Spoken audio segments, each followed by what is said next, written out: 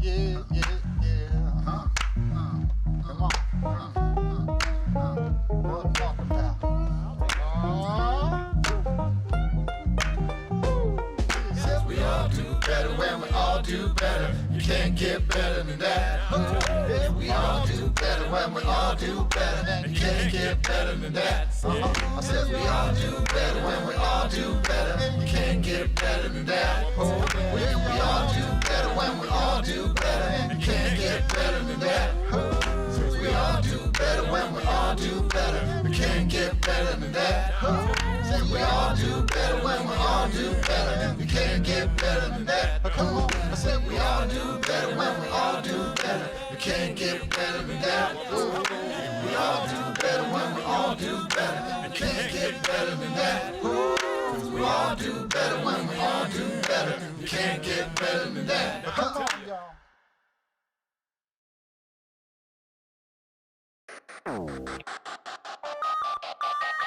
Man, that ain't no crime.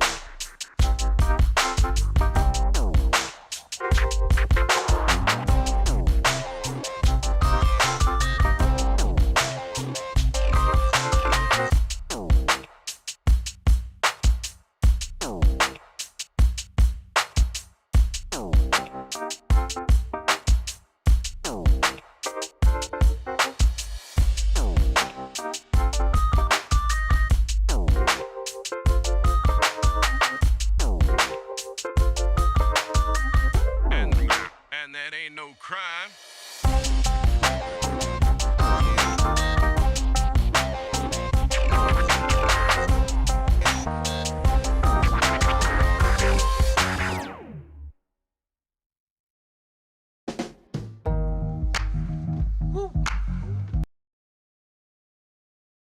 Fire.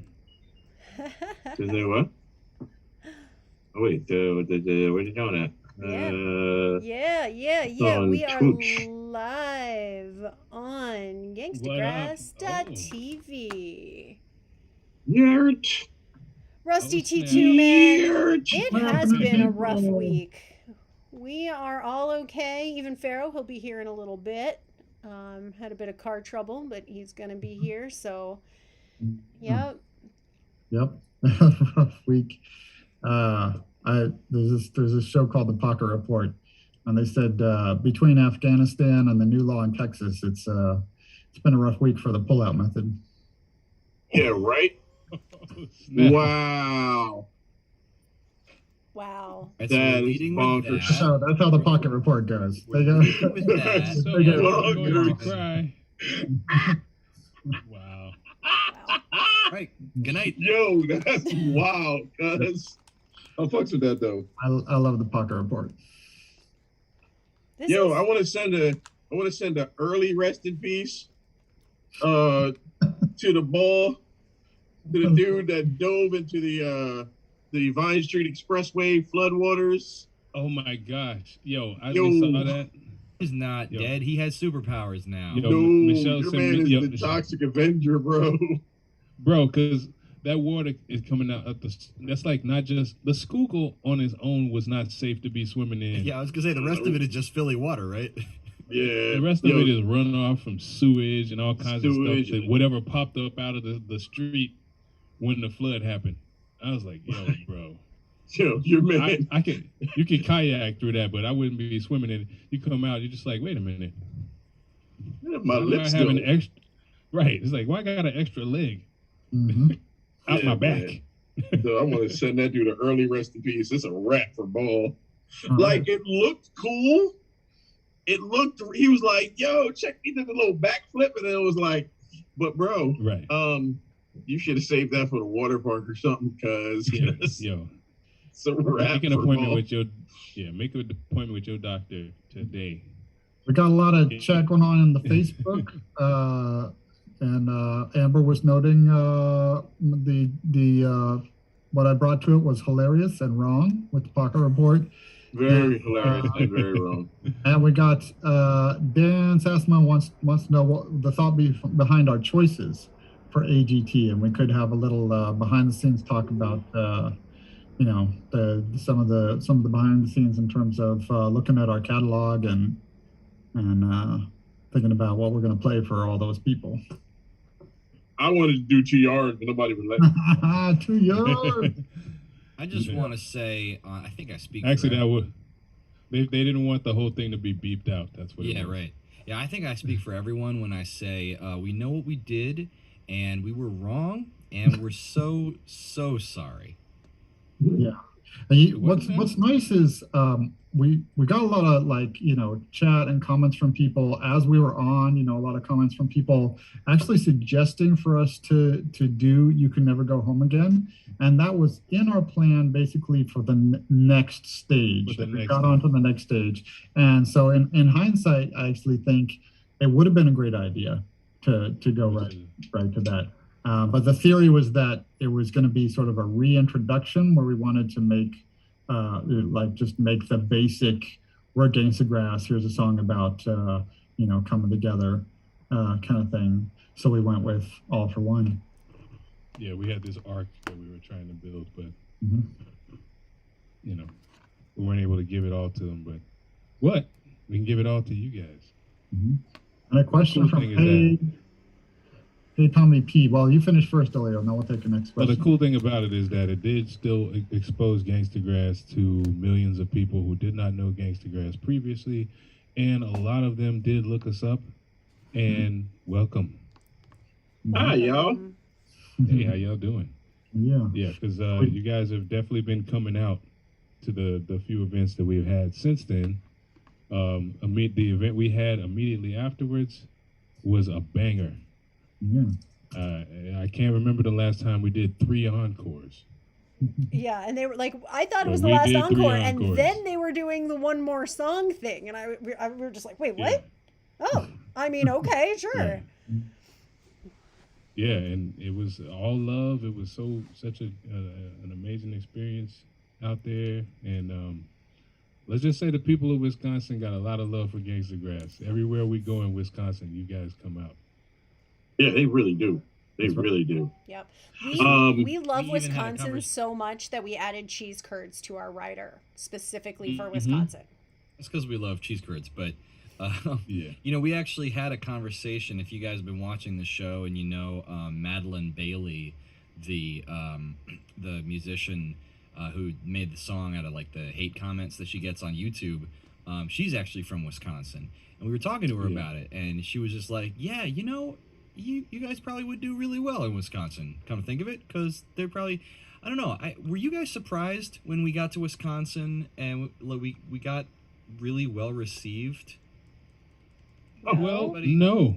No. Why? No. Why would that be? Well, no, because surprising? when we did our July 4th concert in Wisconsin, I saw the love that they gave us there then. Oh well, by that point, sure. But I guess I more meant like over the years we've played a ton of shows in Wisconsin, and every time it's been crazy. Yeah. Yeah, I mean, especially in Madison, the people in Madison come out and they party. Yeah. They do be getting it in Madison. Hey, Tommy P, I did get my yogurt. Thank you, bro.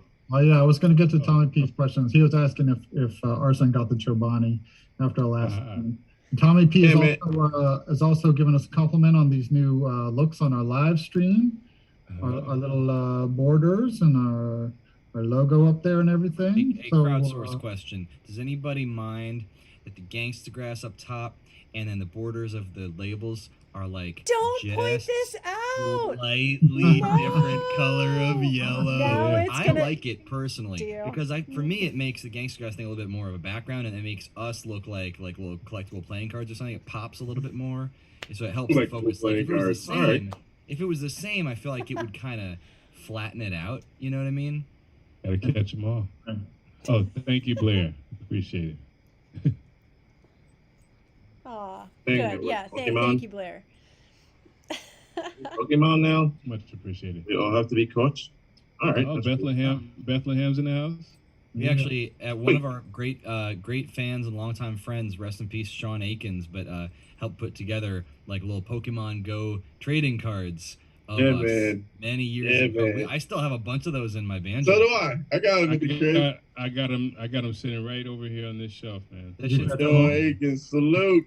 yeah. Salute. Fine, man. Yeah. Sean was Brother. a good dude. Really good dude. We introduced him to Can't my win, family. dude. It was good people. Yeah.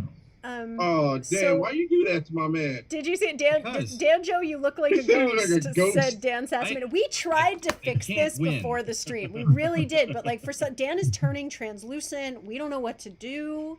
I It don't might know. be Who was the- dietary. We're not sure. Which was the guy? Help me out, from Ghostbusters that kept phasing back and forth between dimensions in the cartoon, specifically in the cartoon. Oh, I got me on that one. what the heck is his name?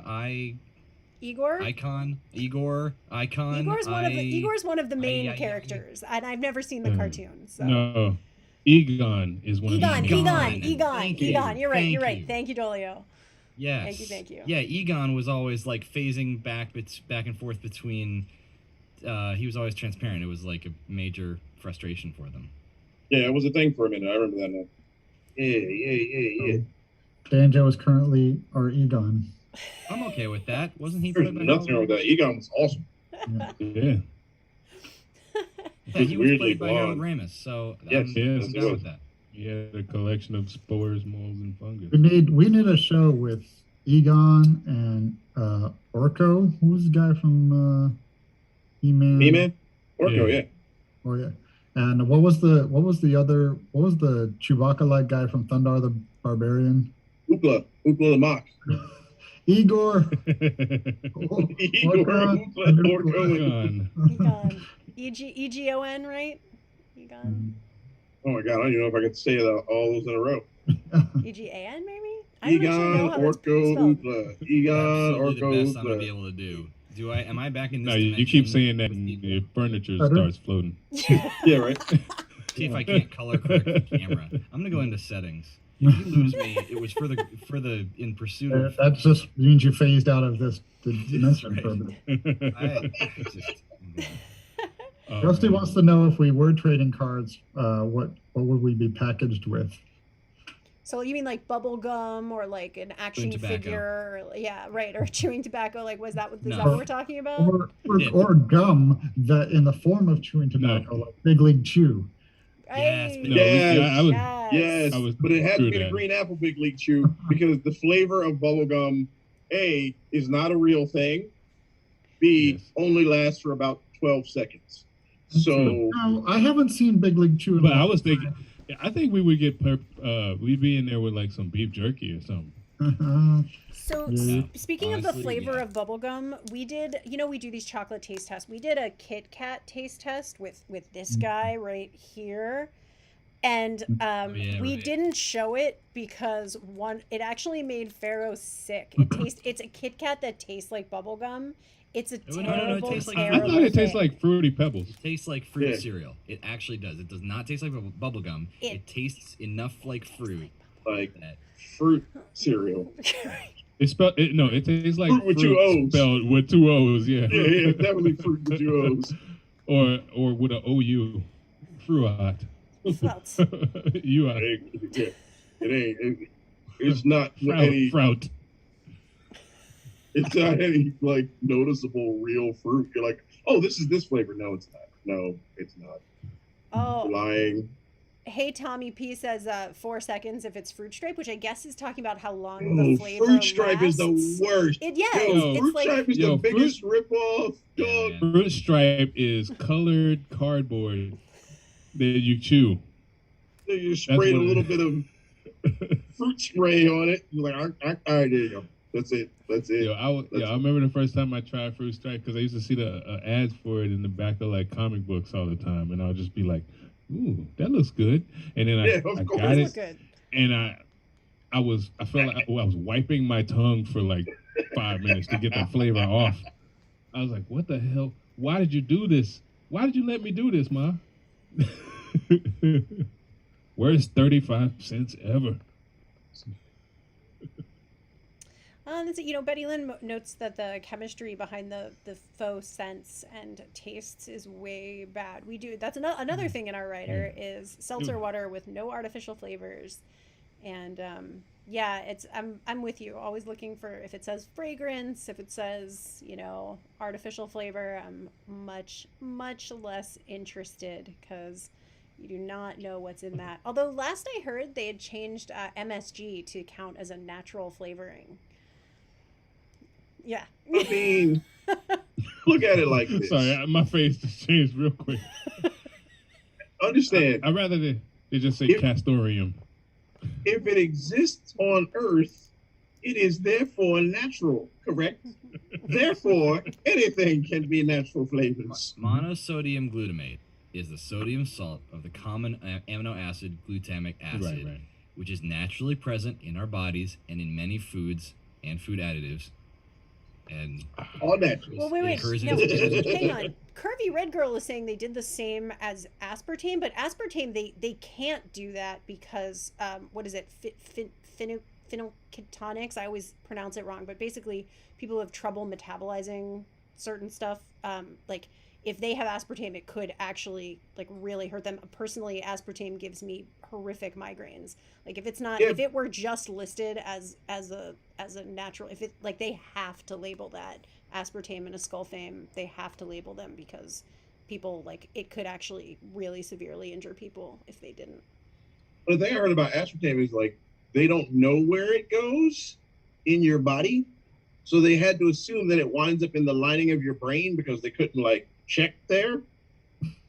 It There's does, another- it Years does ago. cross the blood-brain barrier, and it was There's another created by a place that- pharmaceutical company. Medical science has been trying to reach for quite some time, but I believe only kids have been able to reach there, which is a location in the body. I think it's scientifically called up your butt and around the corner. Yeah. See, that's probably where the aspartame goes. Yeah, it probably goes the same place where the crayons go. Wow. Yeah. Wow. Goodness. But I am a fan of regular sugar. Me too. Just- Me too. I like. Just regular ass sugar. I just don't go hard on it.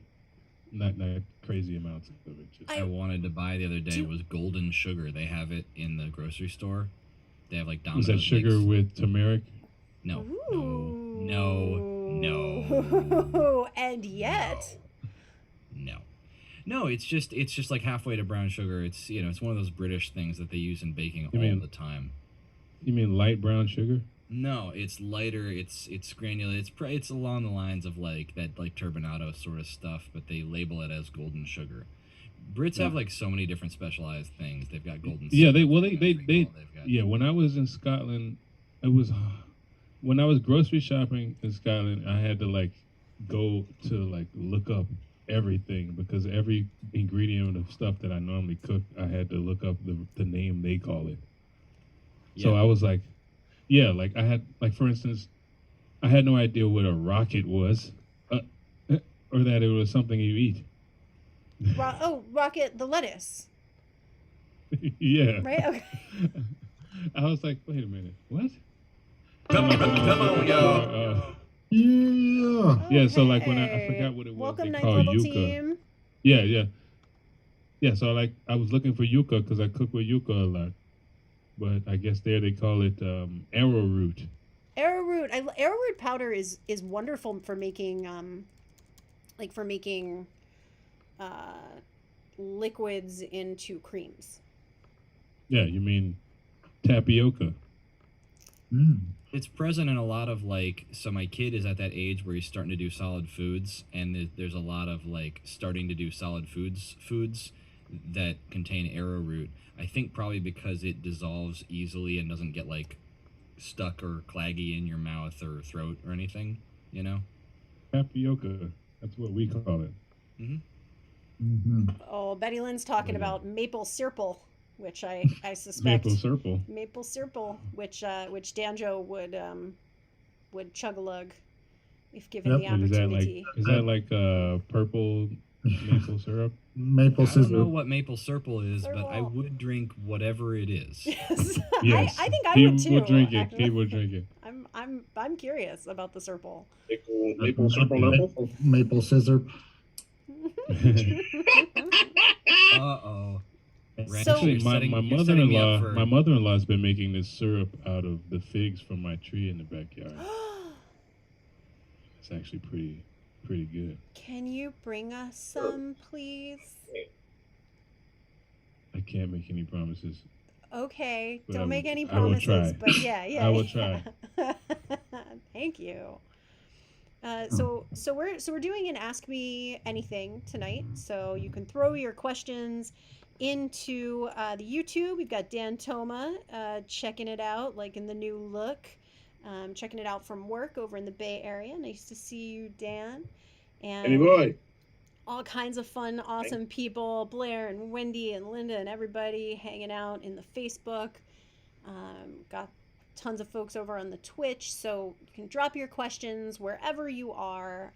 Best of all, of course, is to come to gangstagrass.tv, and then your questions will show up on the screen. If you throw them into Facebook or YouTube, we will see them, but they won't show up on the screen.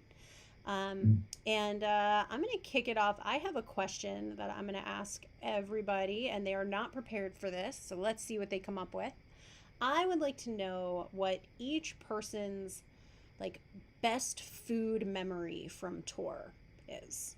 Best food memory from a tour, and I'm going to specify a tour with Gangstagrass, because I know, you guys have done all kinds of tours with all kinds of outfits, but specifically best or most memorable food memory with Gangstagrass. Or a time limit on these answers, or a length limit, maybe. I'm gonna start with Wrench, and I'm only gonna impose a length limit if you walk yourself into one. Go ahead, Wrench.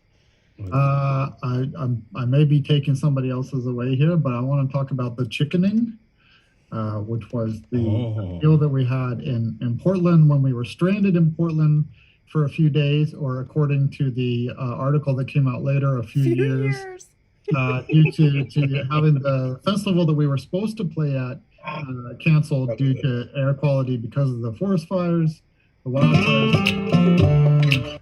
Yeah, Kathleen, thank you. Resubscribing. Got a picture of the chickening. So we were stuck in Portland for a few days with no gigs, and Sleeves hooked us up through a connection to stay at this mansion on a hill in Portland. You can see behind Sleeves right now some photos of it. So we spent some time there. We got some ingredients. They had an amazing big kitchen, so that folks could go wild, and prepared this collective meal that became known as the chickening. I just like when you say, so we could go wild. It means, and then we cooked a lot of food. Rock star. Yeah. Rock band. Well, what happened is that we gave somebody a budget. We gave them some money and sent them on a shopping spree in the grocery store, and we did not realize just how much chicken they were going to come back with. So, and they came back with some of the most colossal chicken breasts I had ever seen. So we ended up making chicken like, I don't know, at least four different ways. It was bare at least minimum. four different ways. Yeah, it was minimum. like, You can see but the then there was, and that wasn't even all the chicken. We still had chicken left over that we ended up cooking when we hosted a bunch of fans from the Portland area for the Great Gangstagrass Cookout, which was also a nice impromptu event. That was a great. I'll add a memory to that. Which is where we got nowhere to run. Nowhere to run. That's right. Oh yeah, that enormous piano in that wonderful circular room. That felt really good. There's a part of my memory attached to that is that there was this plum tree or bush or whatever plums grow on right out back, and I just grabbed a bunch of plums and it's called a plumbus. Plum tree. Every household has Pumpkin? plumbus. Took the plums and reduced them and just made like plum stuff. plum stuff, and we had that on Yeah. ice cream or just eating. So that's my answer. Oh, the yeah. thickening. Yeah, that was quite the time, man. That's a great answer. Yeah, Um, what's yours, Rand? Mine is Johnny's restaurant in Oh. Edinburgh, Scotland, dude. Our dear friend Johnny got a restaurant over in Edinburgh called Frizzante's. It's an Italian place, which is hilarious. But Johnny is half Italian and half Scottish. His dad's like the greatest little dude in the world. And these guys made the best seafood I've ever had in my entire life. Landry ordered this bowl of mussels that you could literally like carry a small child in. And thinking it was just going to be, all right, we're going to, get a little bit of mussels. She was like, there's no way I'm eating this whole thing. Like, eat this, please, because the best Italian food, the best seafood I've ever had in my life. Shout out to Johnny, my man. Yeah, that's it for me. I will note, I don't like Italian food, and there was absolutely nothing on that table that I didn't like. It was everything was spectacular. The gnocchi they made were like little pillows. Little pillows. Yeah. It was absurd, dude. We're going to Absolutely Frizzante. And anytime we're in Edinburgh, Frizzante Yeah. is on the schedule. Absolutely. Yep, and we will be They back actually have there a in new June. spot too. They have a new wine bar that we have been invited to as well. We will You be know where there. that Come is? hang out with us in Edinburgh in June of 2022.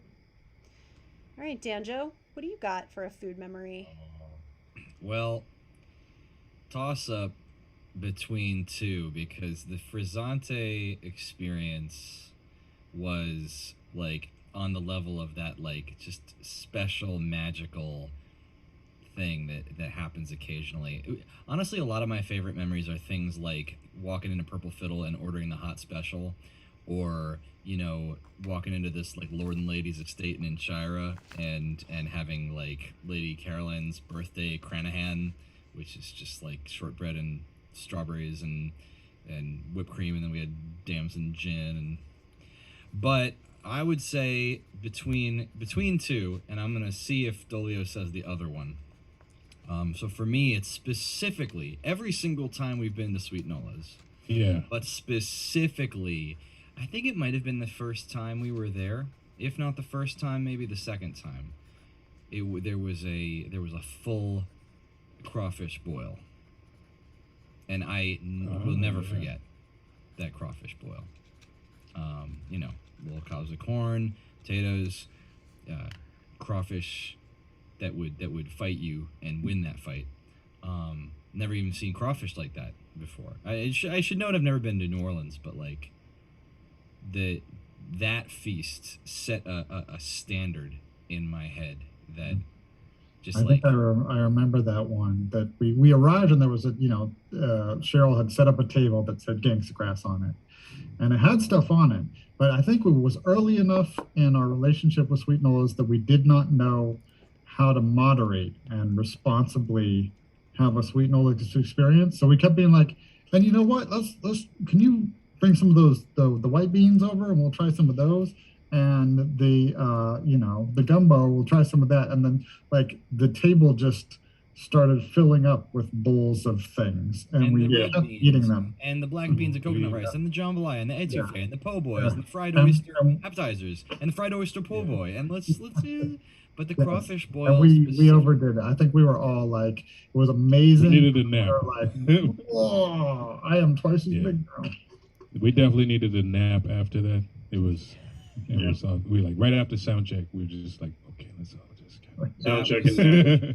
That was because it's not just the food, right? It's the hospitality, and just yeah, I think it's that is definitely one of the things I probably was going to mention, but because not only it was one of the few times that I was brought to tears. No, I actually cried. I was like, because I'm from the Gulf Coast. I grew up right there on the bayou. My gumbo is like a thing in our family. So like tasting Cheryl's gumbo made me homesick to the point to where I was like, oh.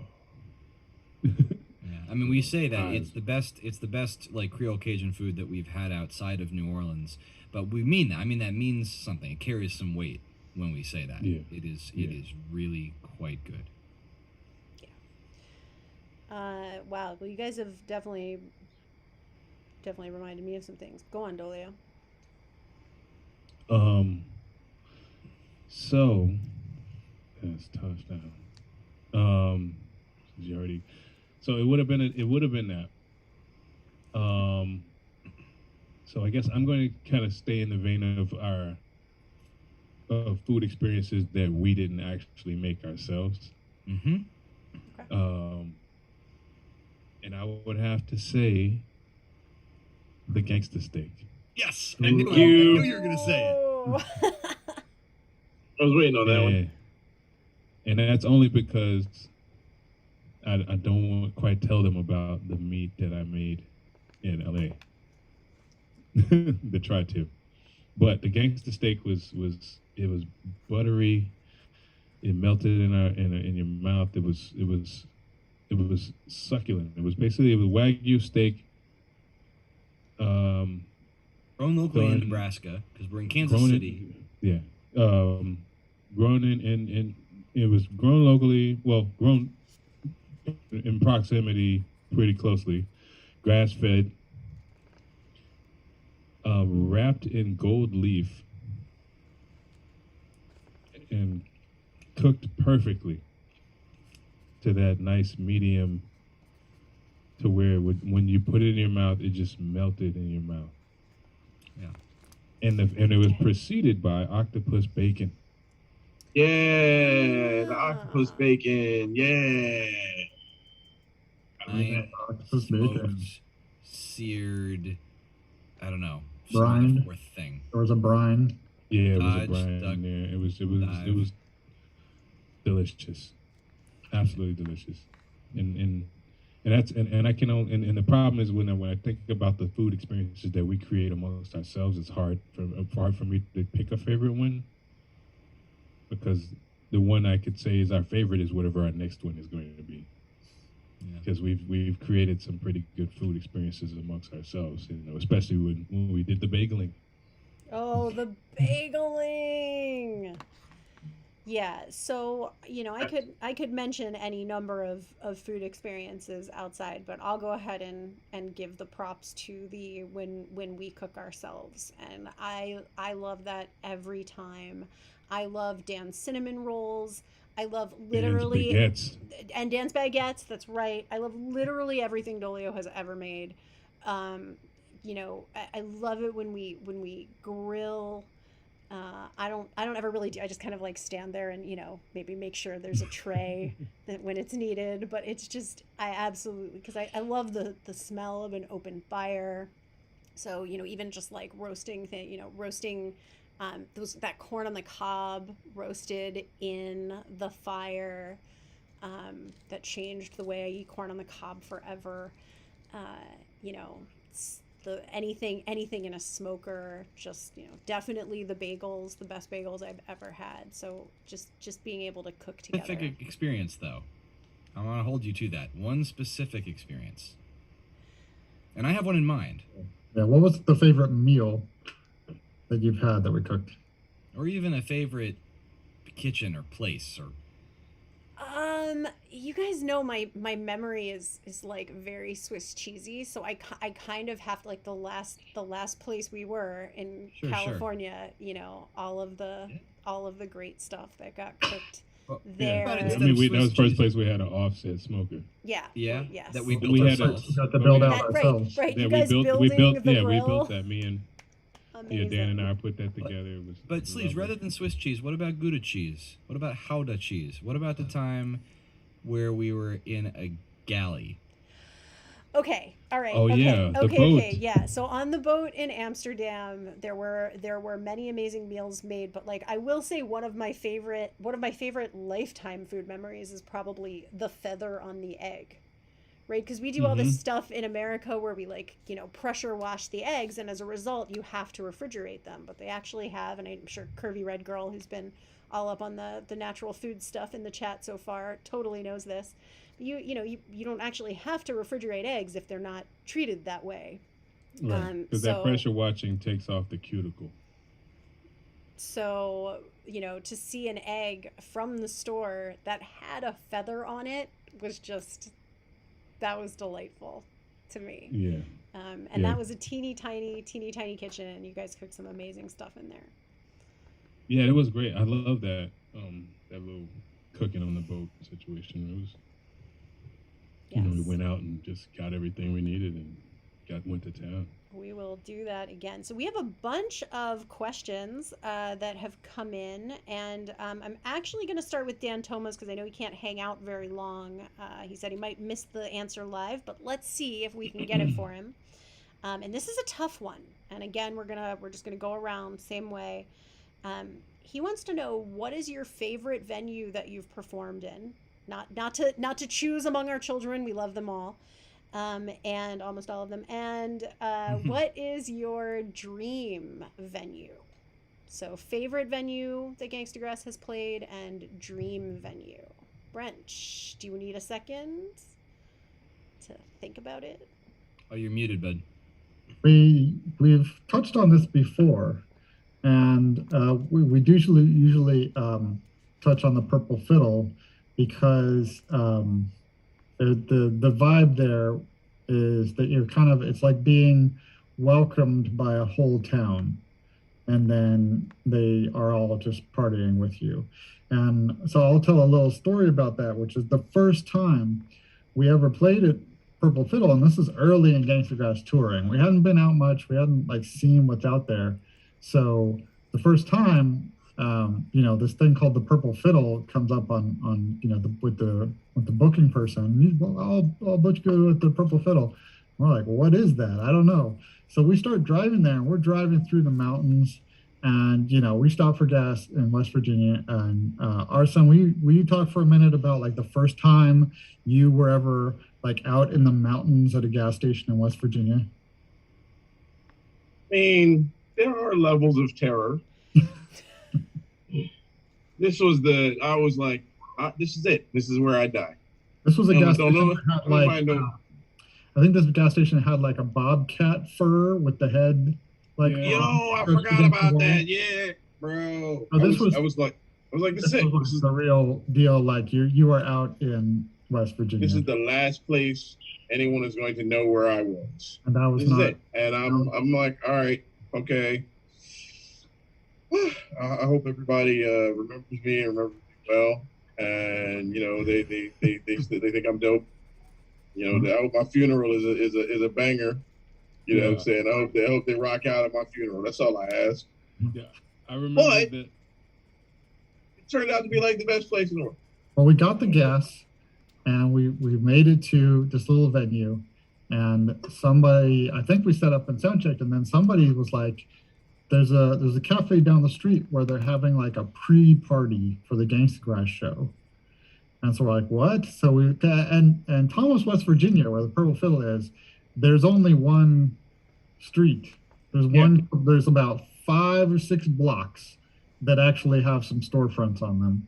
And so Purple Fiddle's at one end, and we walked down a few blocks, and we go into this cafe, and it's full of people that are like pre-gaming for a Gangstagrass show. That had never happened to me in my life before. And I'm walking this thing where people are like, we're getting ready for Gangstagrass. And the next thing I know, somebody opens a trench coat and pulls out a plastic jug, and there's moonshine being passed around, and the cafe is bringing out pies for people. And like that kind of reception before playing just like kicked it off. That was bonkers. And then we go up on stage, and we, you know, for a song or two, people are like, you know, they're nodding their head. And then like a couple people came out in front, start dancing, and that broke the seal.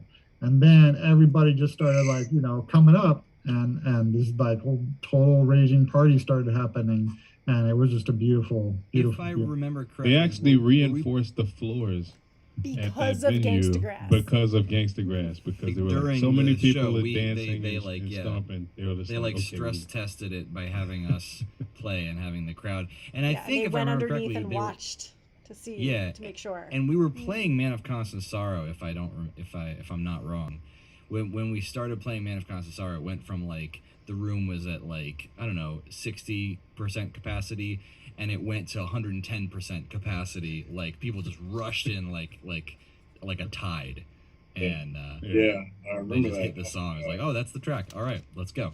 We're on. Yeah, the fiddle is this. It's the fact that it's such an old place, even though it's a small place. It's an old mining town. And my theory is that that building has spirits in it, and they like to party. So whenever we bring the party, it just they're happy and they spread themselves throughout the crowd, and everyone is just into it. It's a lovely venue. I love that spot, and the people have a lot of love for us there, and it's just a and then plus the venue itself is also our lodging usually. So like they have like sort of a B&B type of situation happening there. Well, where- B&B, it's a hostel. You get to make hostel, yourself whatever. your own Well, bee. for us, yeah, we make there our is own a breakfast B&B while we're next there. door. Yeah. But we have free reign of the kitchen, so we get busy in there, and then there's the pool table and the little roof deck where we hang out and socialize, and overlooking the mountain. It's just a beautiful experience all around. Great venue. Anybody want to name another one? Right. Does anybody want to say anything other than the Purple Fiddle as far as favorite venue? The one I would say does not exist anymore. That's true of a lot of places, actually. Johnny D's. Yeah, Johnny D's was down. Johnny D's in Somerville, Massachusetts.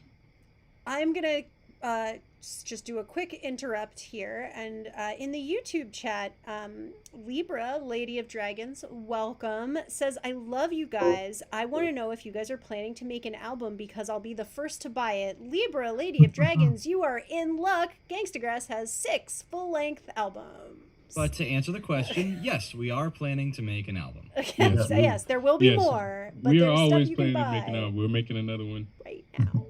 Right now. right now. You can go to gangstagrass.com and go to the store there, and all of those albums are available. We love it when people buy the albums because that does really make a big difference. It makes a much bigger impact than streaming, but also by all means, go to Spotify and click follow on Gangstagrass, and you will have access to all of those albums that way as well. That's So- an also, folks. Also. Yes. Also. And if you become a Barnstormer, you can have access to some of the exclusive content and material that we are releasing that Barnstormers have access to before it comes out, including our latest mixtape. That's right. Probably a with good the idea Cypher for Beyond somebody. Broken.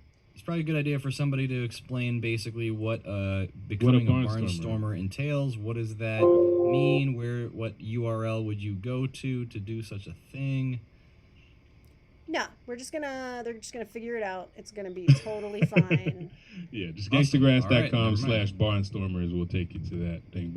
But if you want to get to any of our existing material, the 6 albums we have out there, just put Gangstagrass into anything that you get music out of, and you can get access to that stuff and start the party. That is true. Okay, so the Barnstormers link is up on the screen briefly, gangstagrass.com/barnstormers. And thank you again, Libra Lady of Dragons, for the question. We hope you go buy the albums. And Dilla, you're talking about Johnny D's.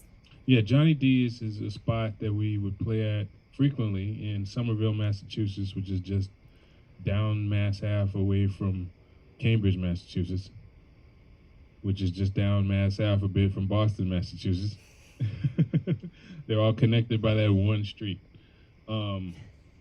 Yeah, but it was a lovely supper club type environment and concert venue. It had been there for like 50 years or so. They closed. We ended up kind of riding it out towards their sunset. But yeah, Johnny D's was one of our favorites. Well, one of my favorites at least, because it was kind of like rocking on my home turf since I went to college in the area. Milk Boy. Yeah, Milk Boy's got a lot of positive memories for sure. I've also played that with like more standard bluegrass outfits, and the sound can be, I don't know, it can be hit or miss. I saw Danny Barnes there once, and you know, it's a sort of a particular sound setup. But And how can I forget Hill Country? yeah, With the which one? barbecue. that kind of meshes with food memories, probably. Yeah, Hill Country is a combination of the food memories and the good venue memories, because the crowd is always dope, and they always set out this huge spread of of Texas style barbecue. Oh God. Well, Central Texas style barbecue. That's just thinking about it.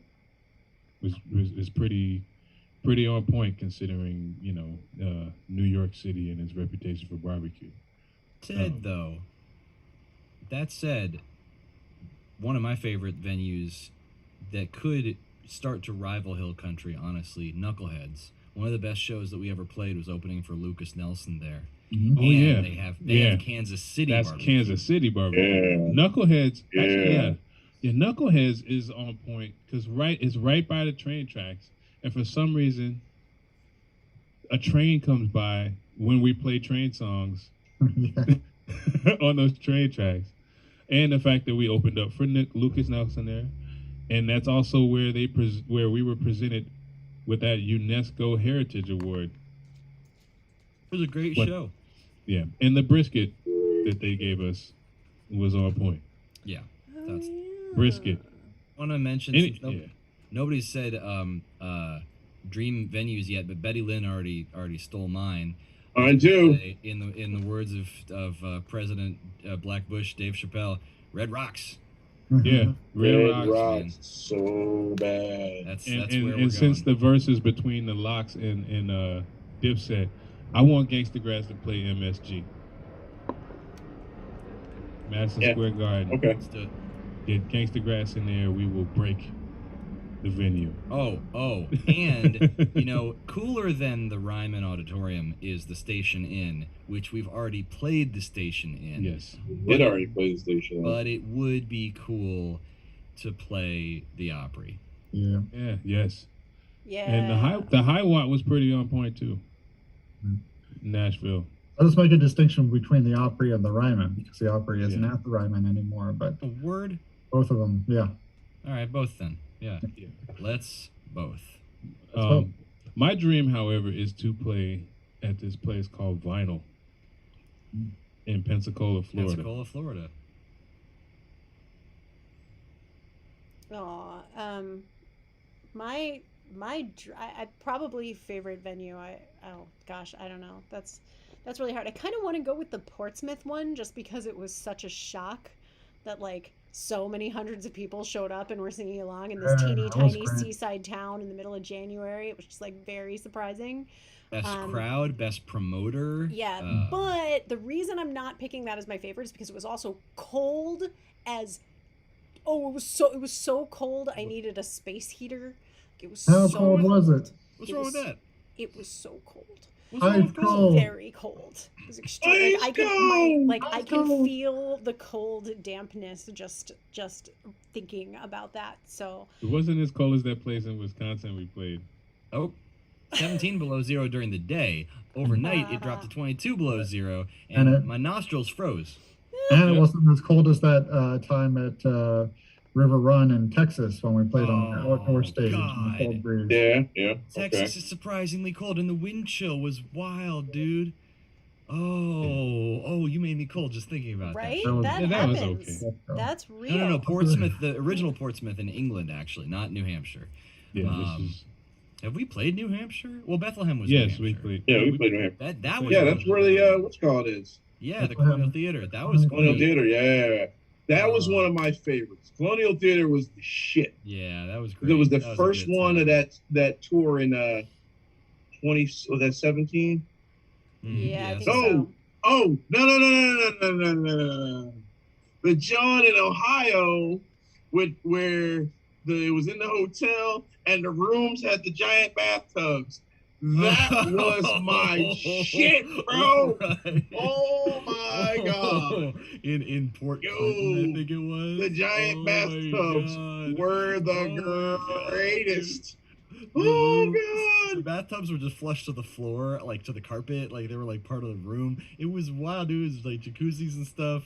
And then the show itself was like in like a meeting room sort of thing that you'd imagine, like it was, I don't know, a 50 cap, 40 cap room at best, like the tiniest little, 6-channel PA system. It was the funniest, everything about that. I remember that vividly, dude. That shit was amazing, dude. And that was the first show of that tour. It was the first show of the tour. Yep. Yes, man. Now I'm thinking of Ohio. Now I'm thinking that shit was Cafe Luna. Cafe Luna? Cafe Luna's dope. Cafe Luna is lovely. Oh, wait, Cafe Luna. I don't. What was the spot in Cleveland? Cafe. The spot in Cleveland down by the water.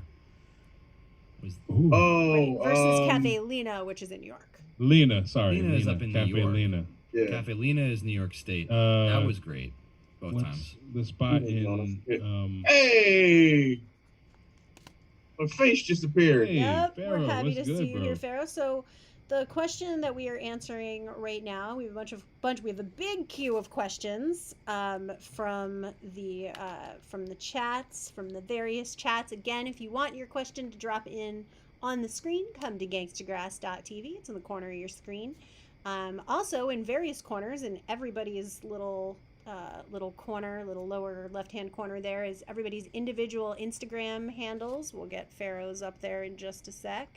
And also we have Barnstormers, gangstagrass.com/barnstormers. So lots of good places for you to go and check out Gangstagrass music. And look at my Instagram though. Nobody wants that. So we have a bunch of questions. The one that we're answering right now is, what is your favorite venue that you've played at with Gangstagrass, and what is your dream venue? So, and can I add one element to that? Because I want to hear what everybody says. Their dream venue, their dream hometown venue, like comeback. I realize like Randy is from Philly and lives in Philly, but like. So like the vinyl that Dolio was saying. The vinyl, yeah, exactly. That got me thinking, like, if I came back to DC and played the 930 Club and just like shoved it in everybody's faces, you know what I mean? Like, wow. Like, what would that venue be? Oh, I already know the spot that we would end up playing in Philly. Vinyl? I got a couple. If it was still around, I would love to play the 5 spot. But you didn't get a chance to play the 5 spot? I mean, I rocked the 5 spot stage. We rocked the 5 spot. Yeah, I rocked the 5 spot stage once. But Fluid didn't really have a stage, so I couldn't really do that one. Yeah, that one, we played that one. It's more like you played a floor. If it was still around, I would love to play the Spectrum.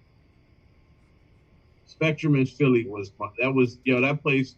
There's so many memories there, and it's just like it would be dope to play the Wells Fargo Center, but I wish I could bring the Spectrum back for a night and rock out the Spectrum. Spectrum was my shit. Yeah, I was thinking more like Voltage or Electric Factory, TLA. Electric Factory, bro. Oh god. They Might Be Giants have a song about the Electric Factory. Did they really? Yep. I went to Johnny Banana. One of the best shows in my life. World Cafe Live. World Cafe. Yeah. Right there in West Philly. Hey, opened for Coulter Wall there or something once, the Electric Factory. Yeah. That was cool. It was a good spot. All right. So let's see. I think we still need favorite venue and dream venue from Pharaoh and from me. I think. I don't know did we miss anybody else on that? And I want to hear a hometown comeback story from Wrench. Like, you can pick whichever hometown you want, anywhere in the world that you come back to, and just like show them how wrong they were.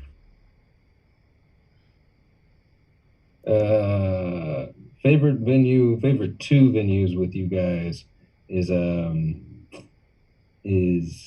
that boat that we played on, that old decommissioned boat The venue. Thekla.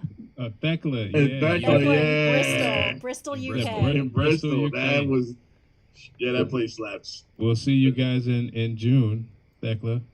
Thekla slaps. Yeah, you're right. Okay. I was about the Good one. Thekla, and also that really tiny venue, and was that Glasgow? Oh yeah, Glasgow. Yeah. But Yeah. Vegan spot. Yeah. I can't remember the name of the venue, but the thing is that that's not really necessarily about the venue. That's about how Glasgow comes out to party. Yeah, yeah, and also like I appreciate a good small room. Man, back in my youthier youth, the house shows that used to just be around DC were great. There was a good heyday before So Far Sounds got into town and kind of yuppified the house scene. But man, there were some great shows. Lots of energy in the room. I will say my favorite show that I've ever played. I played with Dom in the Boston Children's Choir, and this guy Michael was on drums with us for this time, and it was like one of these big huge things up in Boston. We played Jordan Hall, a part of the New England Conservatory up there, and it was a beautiful space. The mayor was sitting in the front row and whatnot, and like the acoustics were just, you could hear a pin drop. I think I like moved my foot in between some silence once, and it just echoed, and I just hope to goodness like nobody heard it. Other than that, the whole thing was perfect. And dream venue, I would have to say that little amphitheater at the foot of the Pantheon. That's a dream venue. Ooh. I got to see an orchestra play there once, and it was gorgeous. It's gorgeous. Like Nice. that. Nice. Like that one. All right. That's So bad. I've got one for a favorite venue we've played that that I haven't heard. I'm surprised I haven't heard mentioned yet, although it was briefly dropped in the food discussion in Shira, Oh yeah, Yeah, Cheers. that was coming. land of magical beasts. That is an For me, awesome venue. That ranks as best overall experience, and certainly Yeah. like Crash Pad and everything. Well, like, I'm sorry, if venues- you're judging the Ohio one by the tubs in the floor, I feel like I can was not judge in judging it by Shira that. by the I was by judging the Highland Ohio Q's. by how So hilarious to the give room itself everyone was. a bit of a background about Enchira, it's like Narnia is a real place, and this is the place, and it's full of fantastical beasts, magical gardens, delicious food, and cool people. Did I play in Chiro with you? I don't remember that. Do you remember staying in your own private cottage? Do you remember eating vegan haggis? Yeah. Okay. Cranahan. Yes, then you did. That's Do you remember Impossibly Long Dog? Remember the dog that was just Oh yeah. it was like a Guillermo del Toro dog or something. Just like It just went on forever. And of course the healing Q. Oh, you for me just mention like the mulberry gin, and I'm just like I Right. remember, and I remember why I forget Damson- something. Damson Yeah, that Gin, was- I it think was- Yeah, Damson. It's a magical place. You know, Lady Caroline and Lord Mike Mhm. are really cool people, laid back folks. They know how to throw a party and they know how to host. Kids have a song named after them. It's a lot of fun. Yeah, it's a good spot. And my dream venue for Gangstagrass, and I'm working on it, is Esalen, where it's for the bathtub lovers in the group, it has You natural. say it, it sounds weird. It does. Don't worry about the stage. What's the bathroom like? It has Yeah. no. What's the bathtub? So it has natural hot spring baths perched on cliffs overlooking the Pacific Ocean. Oh, It is Lordy. a spectacular place to watch meteor showers or watch the dolphins pass by or watch the whales. It is we've got a question on the spelling in the Ninjas. chat. It's ESALEN. It's in Big Sur. in California, and it's just if you watched Mad Men, it's the place. Oh, no spoilers. Suffice it to say, if you watch Mad Men around the last or so episodes, you may have seen it. It is a place where a lot of the sort of leading 1960s counterculture stuff sort of grew, and it's just a place with a lot of good juju. So, and it'd just be great to be able to stay there and hang out. And then, gosh, hometown venue. I'm kind of with you on the 930 Club, Dan. Although I kind of also want to, like, you know, I don't know. Been backstage at the 930 Club enough. I want it to be something that, like, I haven't seen before. That's gonna backstage blow at the my 930 mind. Club enough, huh? All right. It's, you know, it's fine. It's all right. Anthem.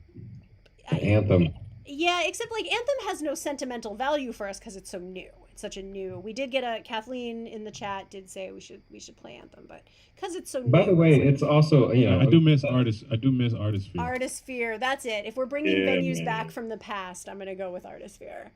I gotta fire some shots at Anthem. It's really just not.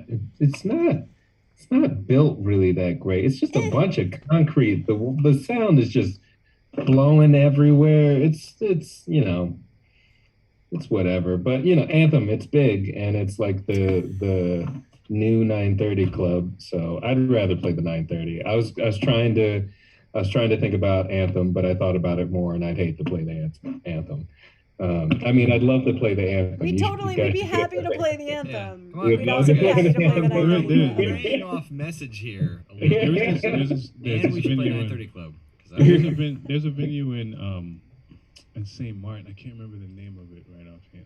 I'll think about it later and come back to you. But this place in St. Martin, where I saw a really awesome band there that I've been in communication with over the years since we were there. I say over the years. It's only been a couple of years since. Basically, it was the last big trip I made before lockdown. Being there and seeing the venues and stuff, just to scope out. But the St. Martin is a really vibrant place. So when we can get down there, we will rock it out for them as well. Yes, yes, the Dutch side, Kathleen. Yeah. Let's go there. I can talk about some revenge. Yeah. Give us your revenge, as Betty Lynn called it, your revenge. It's a revenge gig. Well, this is more like I have a few places I'll list in terms of places just to finally overcome whatever the universe is and like begrudging on.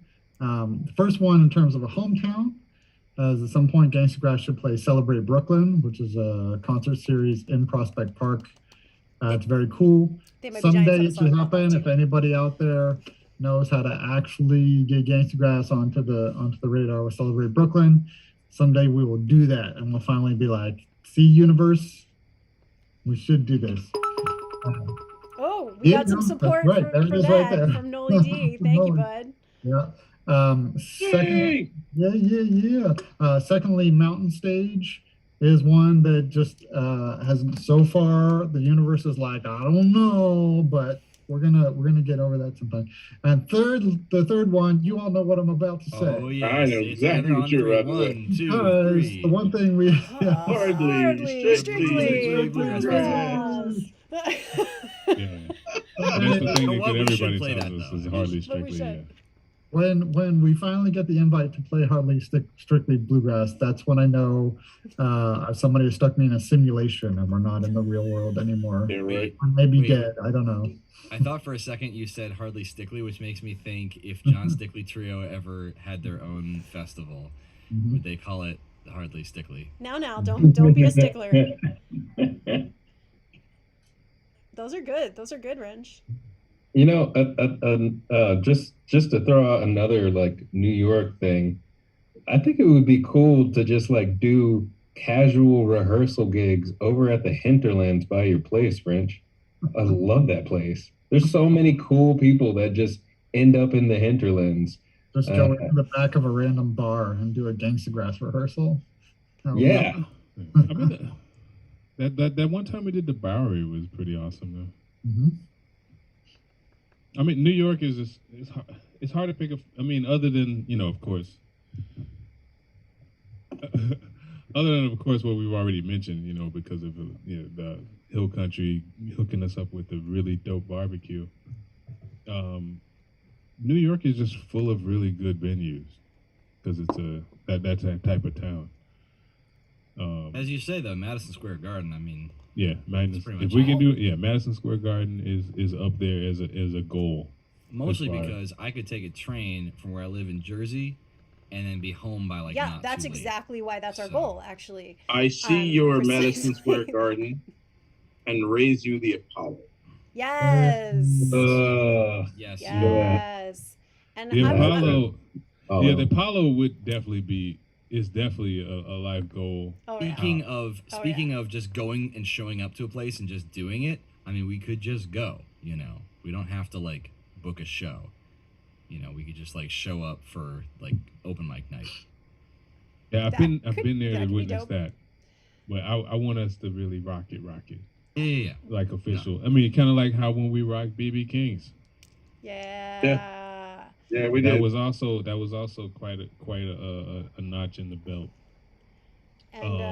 And on New York venues, just a reminder that we do have a show at the Gramercy Theater, the historic, legendary Gramercy Theater, coming up Which in is- March. Tickets are on sale now, so you can Get them Jones. get those. That's going to be a nice little feather in our cap because that is a milestone as well. But we are going to rock the hell out of it.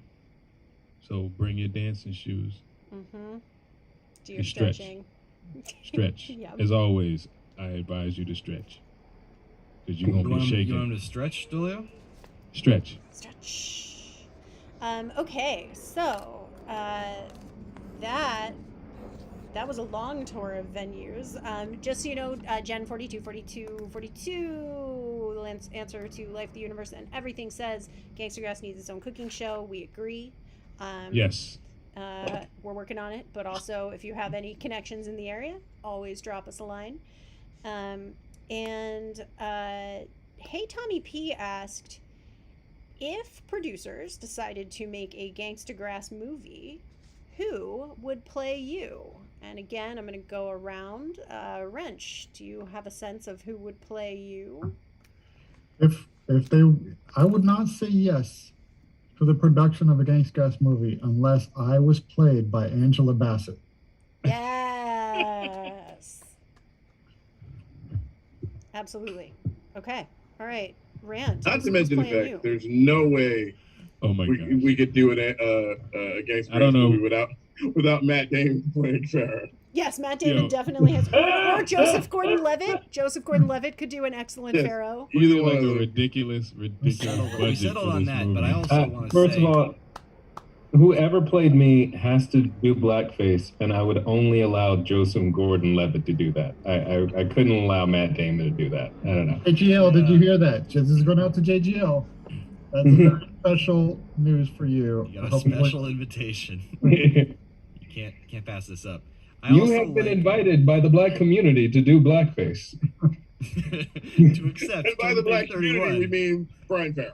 That's right. Cue Admiral Akbar. Where's Admiral Akbar? Yeah. It's a trap. Yeah, right. Yeah. I was thinking about Loki the other day. There's this one smile that Loki makes when like he gets caught, and I feel like I've seen Pharaoh make that face on a number of occasions. So I'd also say, if they can't get JGL or if he's not down, I feel like Tom Hiddleston would be down. I feel like he would do that. All right. Yeah. Okay. I'll have to check out more of his work to see if I can improve the blackface thing, but I'll look into it. Wow. Okay, so that's where that's gone. Dan. By the way, an actual person to play me, it would have to be Maxwell. Maxwell would play me. I don't know. He's probably a bit Yeah, I'm okay with that. too old to play. He's a little old, but all right. No, that's okay. It works. You have to age him back like 20 years. In spirit. Danjo, who would play you? I think first choice, I got two choices. First choice would be a young Russell Crowe. and the second choice would be present day Russell Crowe. I could really see that. And the more I think about it, I'm gonna have to reverse those two. I would think it's whoever is currently playing Obi-Wan Kenobi. Yeah, Oh, well, yeah. we can't. Okay. I wasn't gonna like have to reveal this, but let's just say that Ewan McGregor and I can never be in the same room together. If you understand what I'm saying. Okay, I figured that. He can't play me. Wait, he Rand, is me. Rand, who's gonna play you? Yeah. All right. So, funny story. I used to throw people out of my bar, the bar I used to work at, for telling me I looked like 2 Chainz. And then I kind of saw it one time. I was like, all right, you know what? I think we do look a little bit like, all right, fine. So everybody ever threw out of Deer Park Tavern, my bad for that. And yeah, I do look a little bit like that dude. And you know what? I've seen him act. He was on an episode of, he was on Law and Order SVU. And he wasn't terrible. So I would take that chance. You know, why not? Why not? Either 2 Chainz, for some weird ass reason, I would love to say Black Thought, but he's way too short, and 2 Chainz is about my height. So either or Mos Def, because Mos can act. They can make it happen though. Most could Honestly, play everybody. like Tom Cruise looks tall in movies. You know what I mean? Like they could make He that does happen. look very tall. They would have to do like Lord of the Rings. You know, like Ian McKellen's way up here and Yeah, Elijah right. Woods is way down here. Like they could make Tariq like look like you. Hear me out. Absolutely doable. I'm thinking if we Yeah. for Yeah, acting yeah. chops, I'd probably say John David Washington, or just general the fact that people keep coming at me with resemblance. I would say Waka Flocka. Okay, all right, Yeah.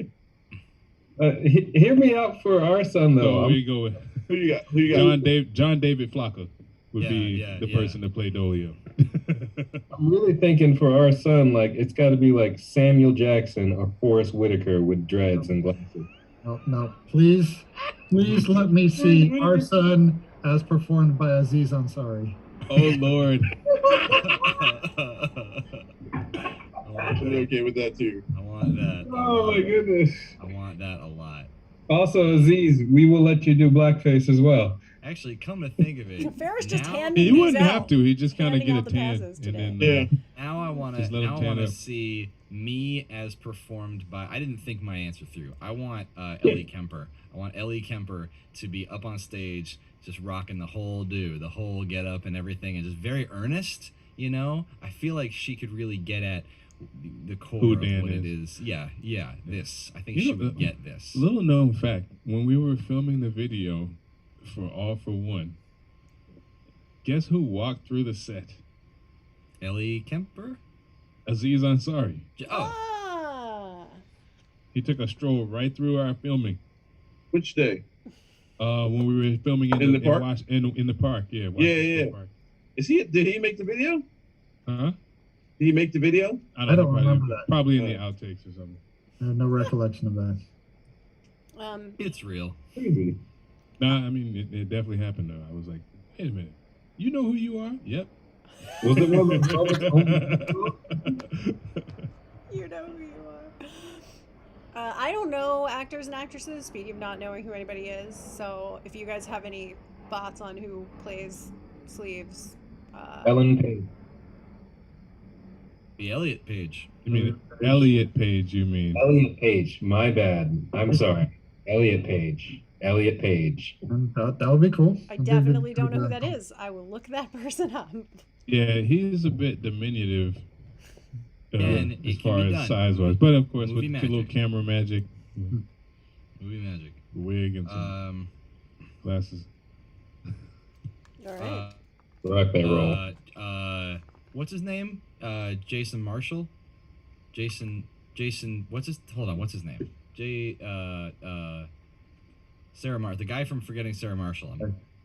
Jason, I know you're talking about the guy that's on. Was he? Wait, the same one who was in How I Met Your Mother? Yeah. What? Yeah, that boy. Yeah, that guy. Jason? Is it Jason? Wow, Am I on the he's right? gonna be a lot bigger than me. So you're gonna again Yeah, have to Siegel, do the Jason camera, Siegel. the Yeah, camera I magic. was thinking more like on that. Natasha Leone. Okay, here's why I called him Jason Yeah. Marshall in my Yeah. head, because his character's name is Marshall, and then he's in a movie called Forgetting Sarah Marshall. That's And- why I called right, him and you Jason forgot. He's all That Marshall. makes Marshall. perfect sense. Yeah, Right. I would see Natasha Leone. Yeah, definitely. I could see Natasha Leone. I was gonna say Helena Bonham Carter, but I think Natasha Leone is like much closer. Oh my god. I have a whole list of celebrities to look up. Thanks, No, guys. no, no. Helena Bonham Carter is gonna play our publicist. Oh yes, her I know. She was in. Yeah. I don't know. Maybe I don't know Bro, that's her. perfect. But Hear me Yetzi's out. That's right. perfect. Hear me out there. Jonah Hill as Sleeves.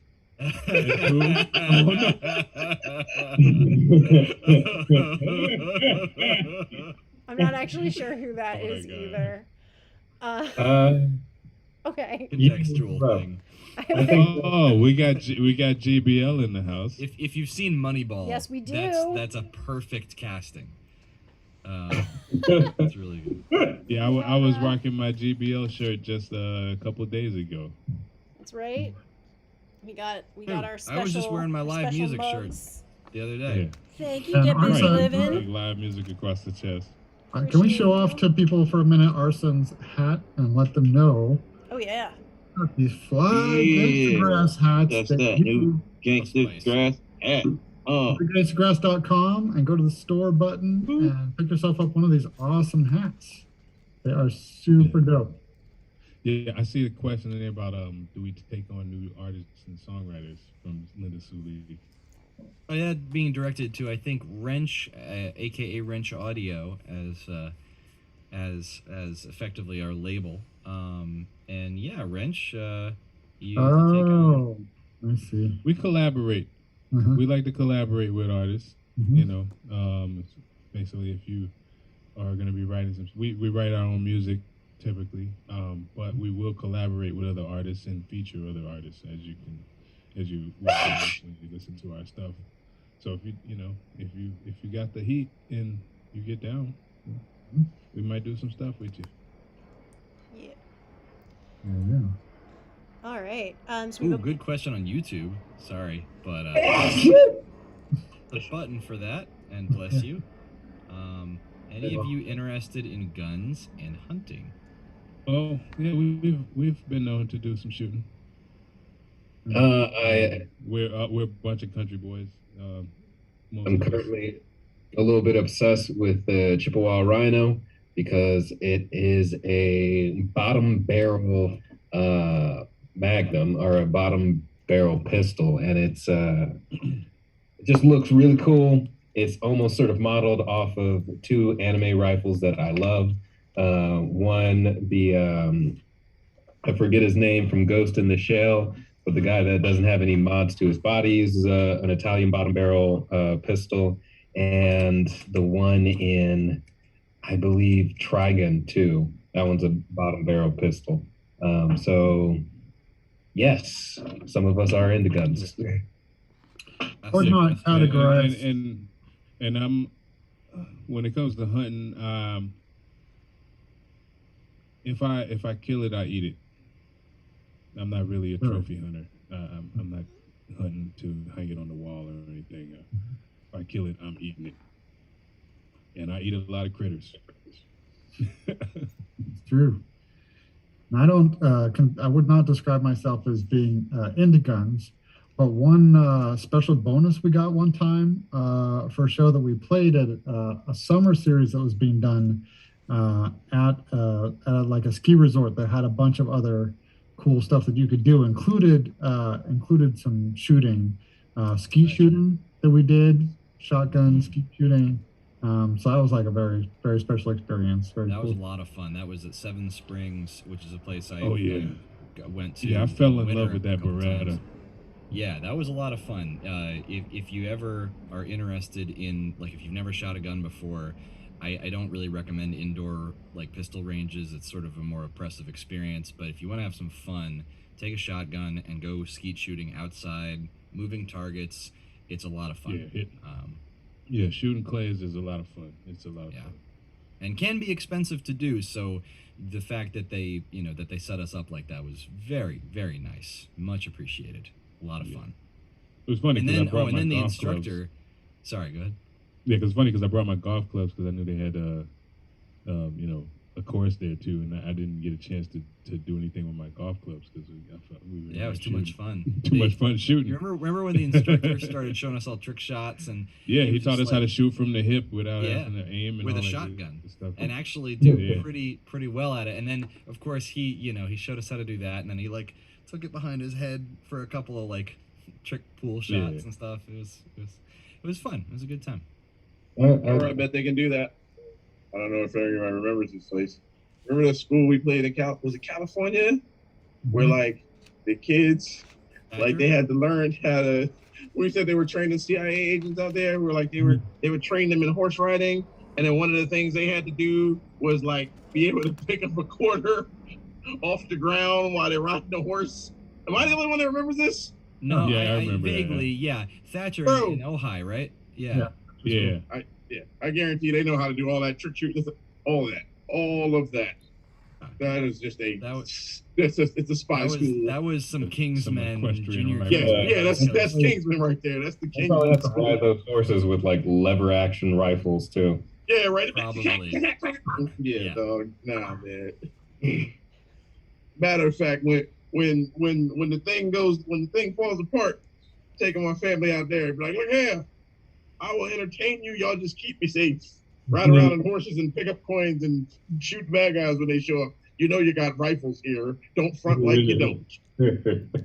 Don't front. I would be afraid of those kids, but yes, you're right.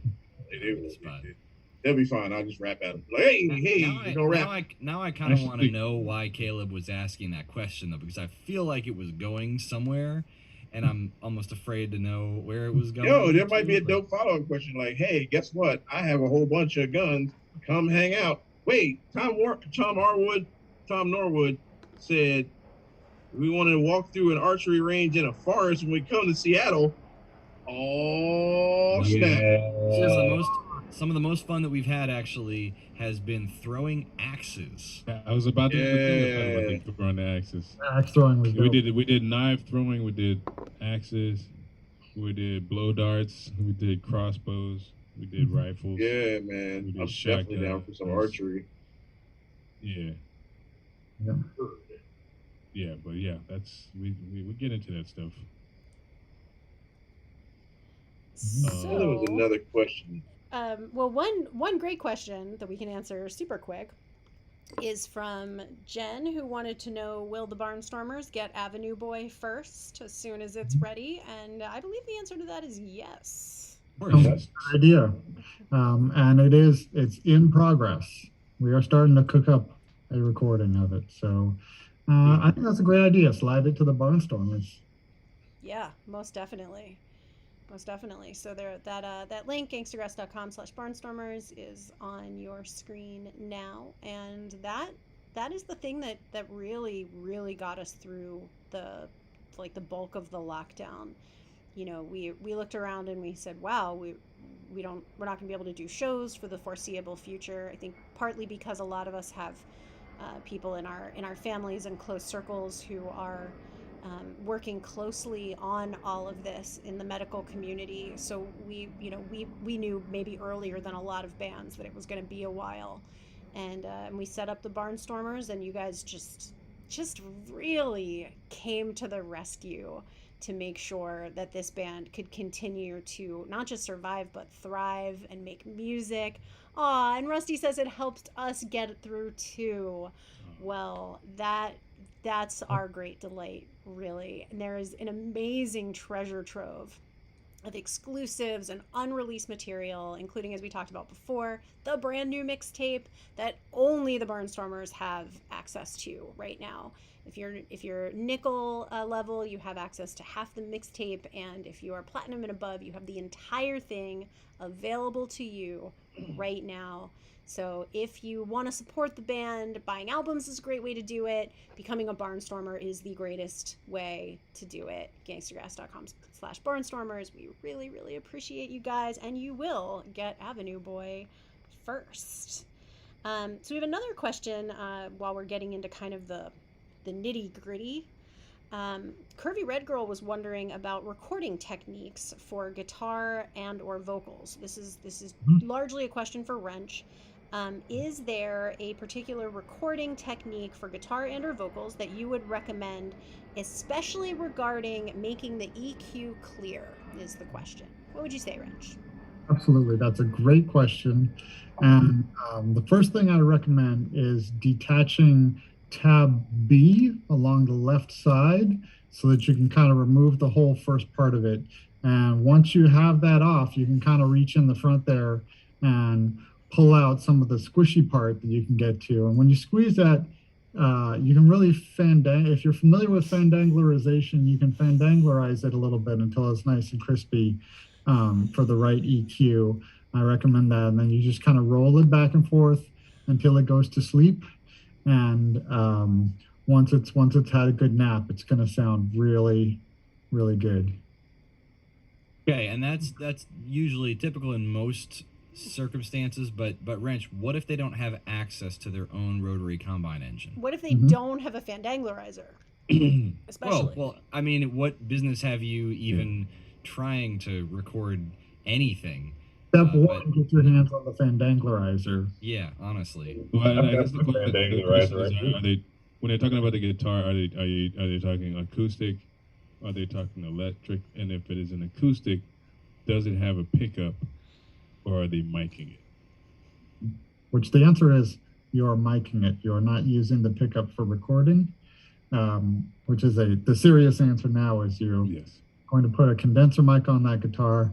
You're going to turn it up in the headphones so you can hear what it sounds like, and then you're going to try turning the guitar different ways around the mic until you find the right angle and distance from that mic so that it sounds better. Because one principle in production, if you're not familiar with already, is to record as if there is no mixing and mix as if there is no mastering. And then once you get to that next step, it should be a good enough shape that you can fine tune it from there. But you want to listen to what sound you're getting from the guitar based on the condenser mic that you have. If you want to be a little bit farther or closer away, which the best way to figure out is just try some different angles and distances to find out where you're going to hear the guitar the best way. I'm seeing electric guitar is the answer given, and the same question I think applies if you're trying to record direct into the interface. That's probably going to be a similar situation. But are you able to record through an amp and then mic the amp?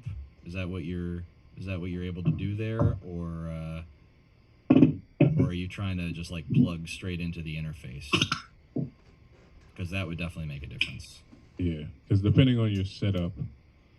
Like if you're recording directly into the interface, that gives you the ability to maybe switch the amp after you've already played it.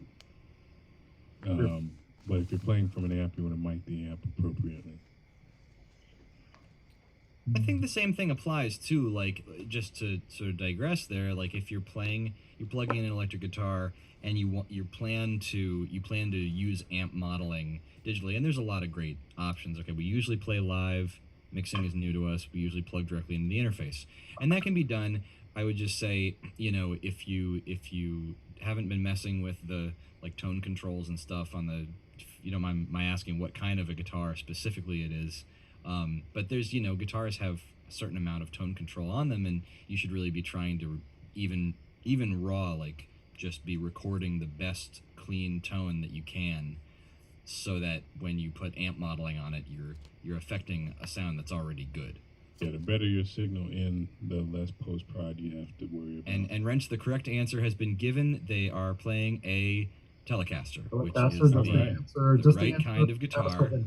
Wrench is a very, very hard line Telecaster fan, or should I say all other guitar hater. Yeah. Ow. Yeah, actually, I've been wanting to have a Telecaster for a while. I have a Stratocaster, but I've been wanting a Tele. I am not allowed to purchase any more guitars. So what we do have now is the ability to make Telecasters. That's right. Which will be up and running quite soon. and I'm gonna get in on that with you. In fact, that's why I built this 2x4 lap steel. Because I wanted to build a Telecaster, but I figured, start with something a little bit more manageable. Yeah. So, Yeah. And so I am almost lap done steel. putting all of the machinery together. Yes. We had to send out for some parts to be replaced while we was putting them together, but it should be up and running within the next week or so. It's Please call me the day that's ready, because I will be there. Yeah, this machine it was literally thousands of parts. It's taking. We'll get to see it in progress on Tuesday. Yeah. That's exciting. So we have another question out of the chat, and it was directed at Pharaoh, so we'll start with Pharaoh, but I'm curious as to everybody's answer. I think I already know Pharaoh's, but let's see. He might surprise me. Pharaoh, are you ready? All right, get your thinking cap on. What is your favorite fruit? Grapefruit. Period. I know grapes are fruits. Next question. And I will elaborate. Who of us is grapefruit our favorite fruit? It is mine as well. Orange fruit, apple fruit. Vegetable. You have to say it. You have to say it in the form of a banana fruit. What if your favorite fruit is grapes? Grapes fruit? Yeah, that's what grapefruit is. It's grapefruit. There was a lovely moment I had this year going down to Costa Rica. We were grabbing some dirt for something. I forget what. We were all in the back of this pickup truck, and I saw there was a tree full of these grapefruits. And obviously we stopped and asked the owner of the grapefruit, like, hey, could we grab these grapefruits? And they were just like, yeah, sure, whatever. We're not eating them. And we proceeded to almost load up like a third of that truck with grapefruits. Needless to say, we ate grapefruits all week. They were a little bit sour, but I love grapefruits. So it meant like nobody else wanted most of them. So I got to eat most of them. Fun fact, if you ever feel like, you're having hygiene problems in certain areas downstairs of your body, grapefruit, lots of grapefruit. Waiting for like when do we got to cut them off? What? My question is, taken internally or topical? Rub it. Applied directly to the forehead. That actually would be good for acne, most likely. All right, so I got a favorite fruit. I got at least two favorite fruits, and they're both in Hawaii. You can't really get. I haven't found good papaya outside Hawaii. I have found good bananas, but the bananas they have in Hawaii are these what's called apple bananas. They taste just kind of like apple, and they are exquisite. They are so good. So as much as the papaya was a staple, it was really great. I got to go with apple bananas in Hawaii. Apple bananas. Nice. So good. Nice. Like it. As good as or better than they sound. Amazingly good. Yeah, I would say mango for me. In its many forms. I've had at least 17 different types of mango, and I love them all. I hope Aziz Ansari gets on here and starts talking about mango. Okay. Or would you much rather hear his grapefruit? Grapefruit bit's one of the funniest things I've ever heard in my life. More stuff to look up. Yeah, what's yours, Rand? Mango or starfruit? Oh yeah. Yo, starfruit came into my life when I was at Penn State. I'm chilling, working at the Nittany Lion, and we're doing fruit trees all the time, which is why I'm tired of cantaloupes and honeydews. Those melons can suck my dick. So, when the summertime showed up, we started getting extravagant with our little fruit trees and whatnot. We started throwing the kiwis on there. And I was like, wait, what the fuck is this thing? Why is it looked like a star? And I ate it. I was like, bro, I need these all the time now. Yeah, pick the and I'm waiting for the point in time where, like, you remember when back in the day when kiwis wasn't everywhere and there was like strawberry kiwi Snapple became the shit. and everybody was like, "Oh, strawberry kiwi, this is the greatest shit in the world," and now it's everywhere. I've been waiting for that to happen with star fruit my whole life. I Like, was like suddenly, that, but sorry, I'm suddenly younger than you. dragon so- fruit is popping now. Yeah. Which is really good in gum. However, I was out one day with my kids and I saw this bag of dried dragon fruit. I was like, "Oh, this is gonna be hot." Them joints taste like pepper flavored chew bits. They were so gross. It was the most disgusting thing I've ever had in my life. I was like, "Fuck these things." I ate like 3 of them and then I gave them to a homeless guy. I was like, "Here, bro, you need this more than I do. I can't." It was terrible. Close second for me is Scuppernong. What's that? Yeah, you just made that up. Stop. No, That's not even a word. You made up that word. It's a fruit I haven't been able to get since I left home. Like I only know how to find it in the woods in Florida. Sounds like something that gnomes keep secret from most people except your family. Yeah, Scuppernong. It's close to like, it's like a cross between a grape and a guinnep. And a what? A guinnep. What's a guinnep? See, you just making stuff up now. Just keep going. You just making up foods. In Latin America, they call it ganepa. Oh, but Making up foods. I'm trying to, like, let me look up if there's something that I can compare this to for you people. It tastes like a mix who don't know us country folk food. Wow, It's we like got a we got between a people for that one. Ouch. a guamelone Wow. bean. It's like a mix Okay. between a guamelone bean and carfafenone. They taste kind of the same. Okay, so apparently it is a variety of muscadine. You making stuff up now. None of these are words. Muscadine. What was that second one? Graphenone. And you are making up No, stuff. it is no. Your it is AI in your computer is just making up stuff. Can I share this picture so people know that I'm not making this up? Absolutely, please do. Please. This is a Scuppernong. No. That's a grape. Wait, no. That's not a. It is not a grape. Wow, you really made it look very real, man. That is well done. It is We know not a you grape. code. This is Okay, all it grape. does- Big white well, grape. they say First Scuppernong known grape. as the big white grape. Yeah. What's the difference between a muscadine and a scuppernong? Can we This make is all Scuppernong made of- wine? Well, the thing is, you don't eat the skin. But you do make wine out of them. You can make wine out of just about anything with sugar in it, but you can't. You don't eat the skin of a Scuppernong. It's too You can thick. make wine out of Twinkies. But we would climb trees and get them because the vines would grow around the trees. That would be a Twinkie wine. I'm sorry, I was distracted by that comment. Yeah, I'm with Pharaoh. Honestly, I hate to say that. Yeah, It'd be a Twinkie flavored moonshine is what it would be. Ooh, that would be All dangerous. right. Hint to the West Virginia folks. Next time we're at the Purple Fiddle, I believe that was a request. Oh no, What? it was not. Twinkie no, it was moonshine. not. Wait, Don't Twinkie spread that moonshine. around. Don't spread that around. I heard it. Somebody's You gonna show know up. goddamn well somebody's done that. Like, don't even act like somebody hasn't done. I guarantee you, I'll bet my soul that somebody made fried Oreo moonshine. I would Fried bet my Oreo. soul. Okay, They would just updated. give us some of their existing Updated. batch. Fried Oreo moonshine. That I is the request. guarantee you it's been done. I'm not sure if I want that. I'm not sure if I want that. I'll just And take the I- fried Oreos. And for those of you out there, Gangstagrass does drink moonshine, and we've sampled all the flavors that have come our way. Usually, I'm not sure if I like moonshine or it's just like so efficient. I don't know. You probably just haven't. You don't had get it to made drunk. by a master.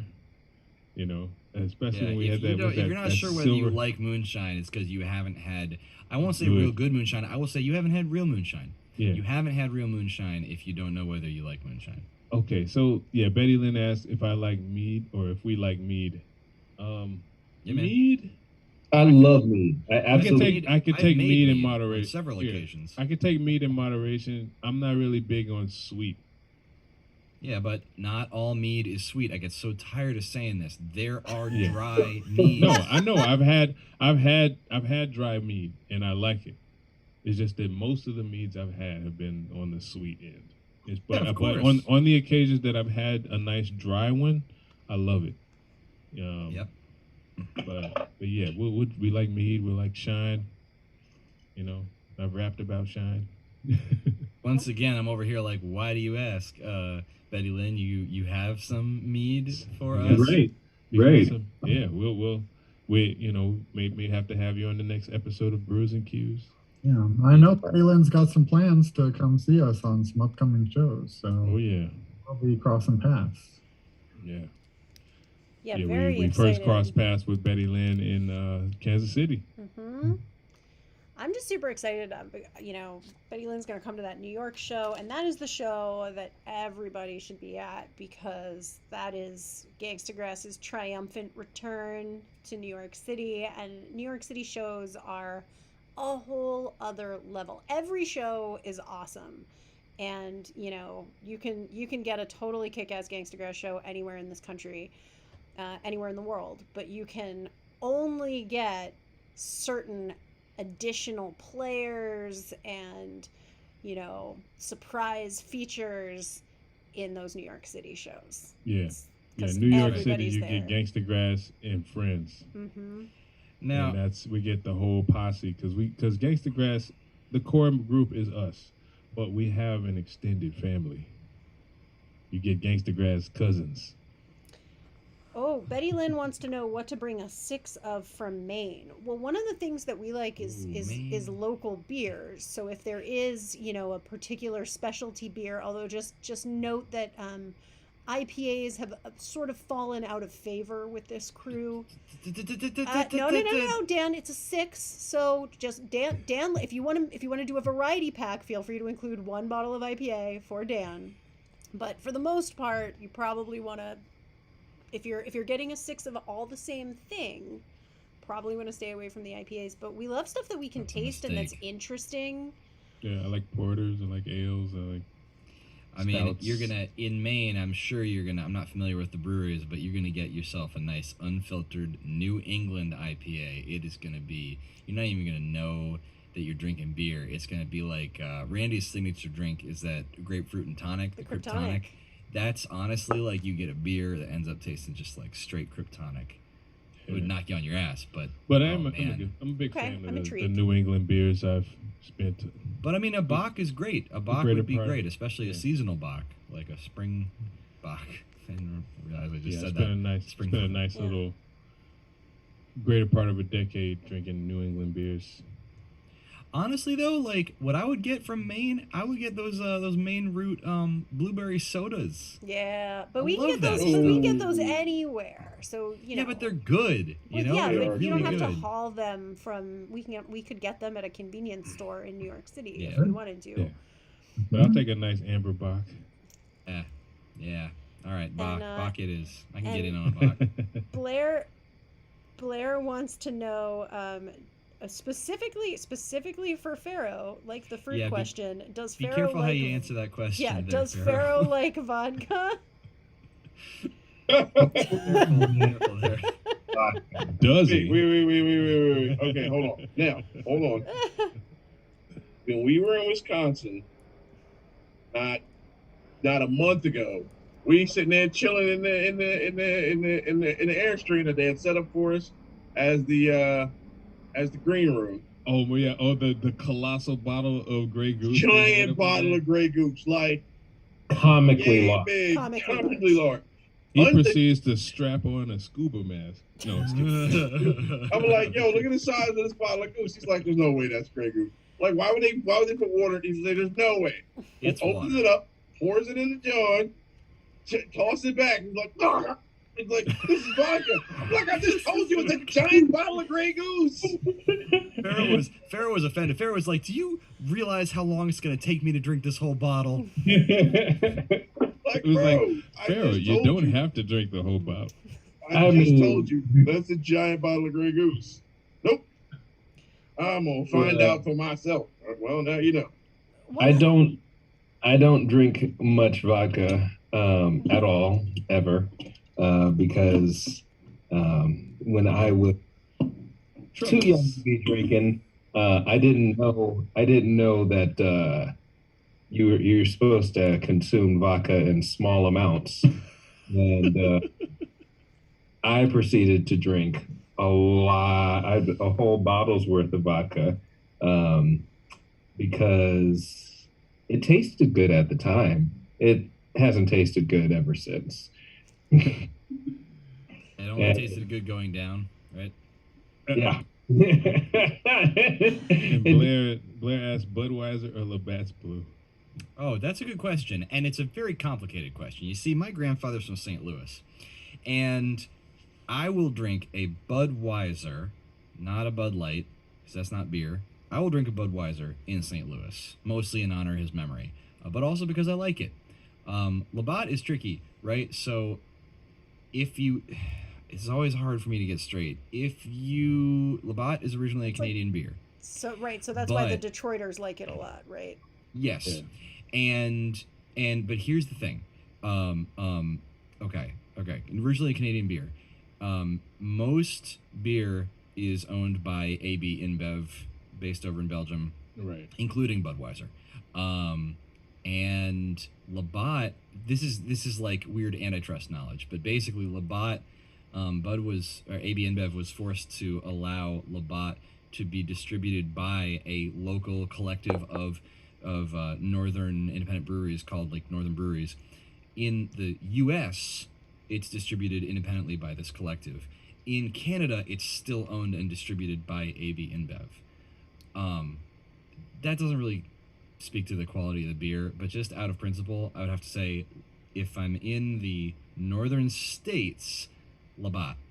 If I'm in Canada, probably neither. And if I'm in St. Louis, Budweiser. There's just so many better choices. Yeah, from my years of working in pubs, I would probably go to Labatt in the States, of course. By the way, and the only time I would really drink Budweiser is in the Czech Republic.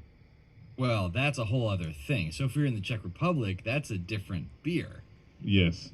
That's like the actual thing. You can get Budvar. You can get... I'll say this to answer that question about the vodka a little bit more. I don't drink vodka unless you put flowers in it or you call it gin. Then I will drink it. And as far as Budweiser goes, I wouldn't drink it anywhere. I don't know.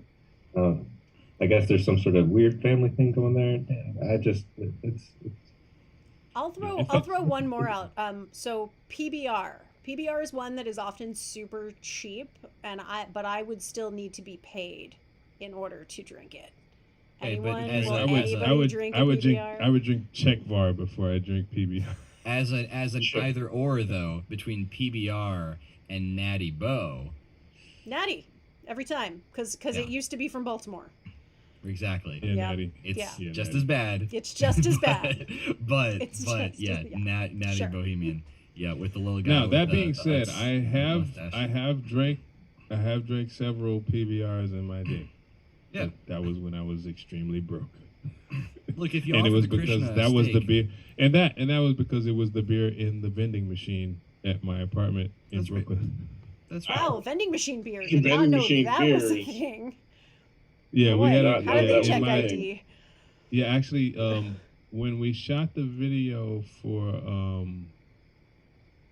which was the one? Yeah, the video for Twist It. Yeah, in for the studio, Twist It. that was across from the spot you used to live. Yeah, it was across from the apartment building, the loft that I used to live in, and in the laundry room there was a vending machine that had beer in it. Was it still there? Did you go in and check? No, I didn't check when we were there, but I imagine it was still there because it's Brooklyn. Yeah. So we have our son. Yeah, we have one more question that's been waiting a long time, and then we'll get to the last question for our son coming up in the chat. But one quick and easy question that's been waiting for a while is how long has everybody been in the band? That one was actually directed at me, so I've been managing for a year or so and tour managing before that, and I think my first show on the road with Gangstagrass was 2015. I believe that is correct. And Wrench obviously started the whole thing, and then let's 2 years ago. Yep. and then Dolio. So that was how long ago? About the same. Dolio was pulled in Yeah. pretty quickly on that project. Yeah, actually, yeah, Wrench and I were in a different band before Gangstagrass. Mm-hmm. So, yeah, I guess I've been working with him forever, it seems. And and we go way back. Dolio pulled our son into the van. What year was that, Rand? 2011. 2011. 2011, yeah. All right. And then Danjo, the infamous Craigslist ad response. When did you see that ad in Craigslist, Danjo?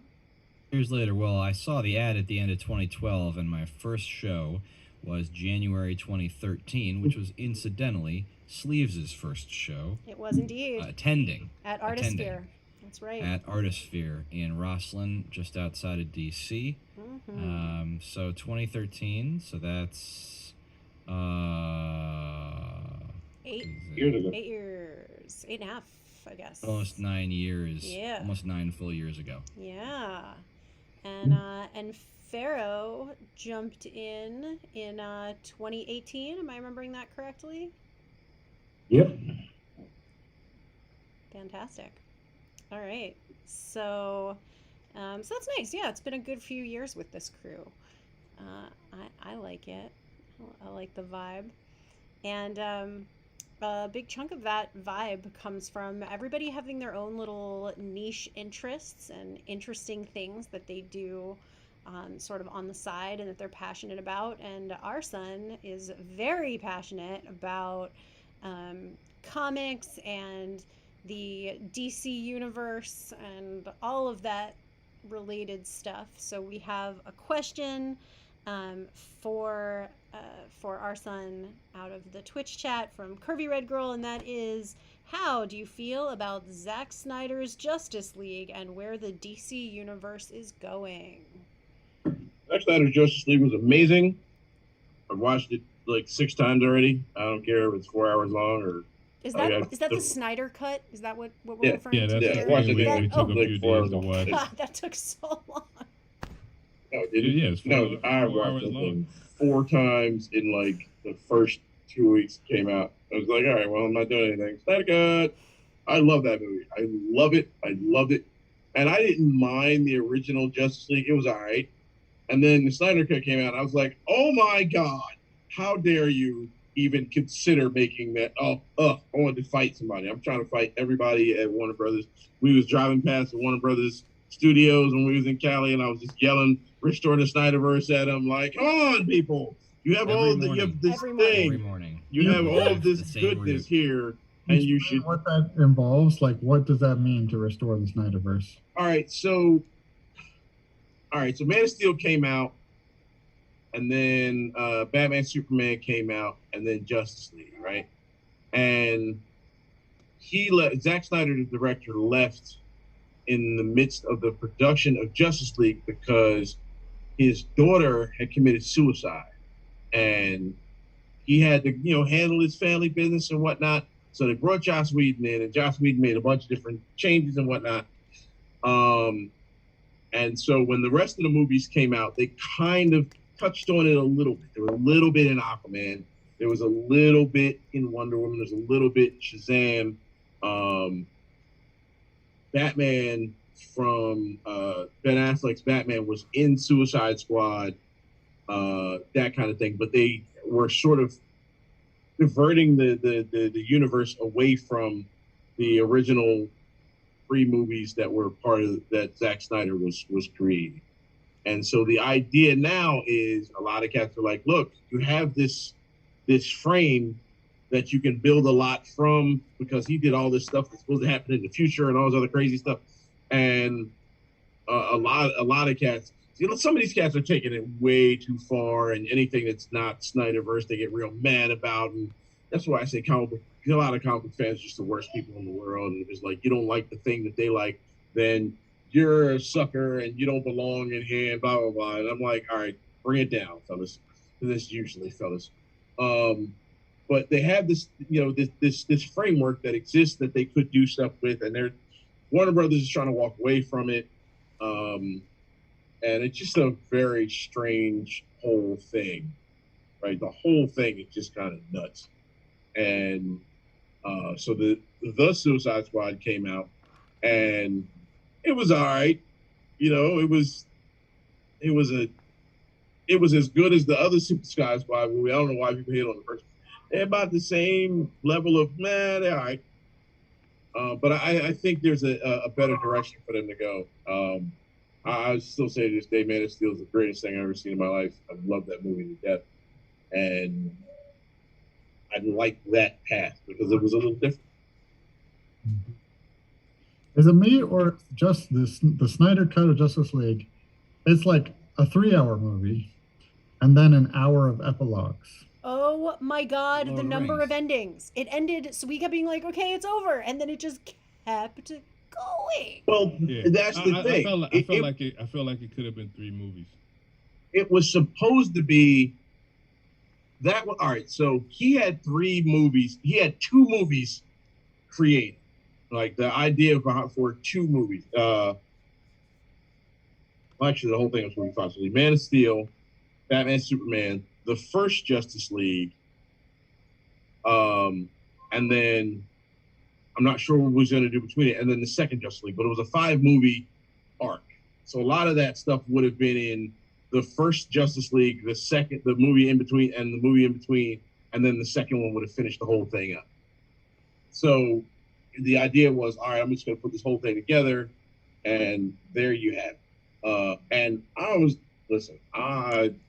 stay watching that movie. It's dropping on DVD and Blu-ray in a week. I'm probably gonna buy it because it's not gonna be on HBO Max my whole life, and I may want to sit down with it again. So I'm probably gonna cop it. All right. Sounds good. All right, we're taking recommendations for what movies we should see in the theater when we go and rent our own movie theater. I hear that's a thing now because, you know, movie theaters are having so few people wanting to sit in a theater with a bunch of strangers that it turns out that they can just rent out the whole theater for like a fairly reasonable cost. And so what movie should we go see when we eventually return to a movie theater? Real quick, I want to touch on a very cool experience we already had, which was in Bend, Oregon. We actually had 2 really cool movie experiences technically, because the first thing we did was we visited Blockbuster Video.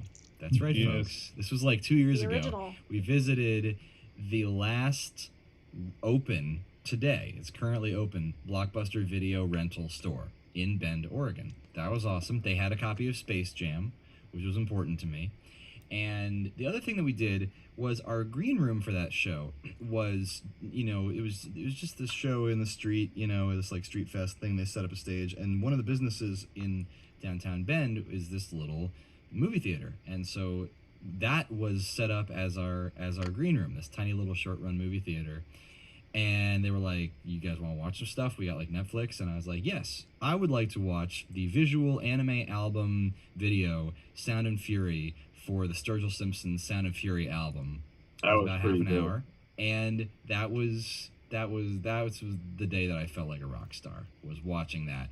And the reason I mention it is because we should probably make an anime music album video for some of our, you know, some upcoming albums, because that was very cool. And if you're not up on your Sturgill Simpson or your anime, 2 birds, 1 very cool stone.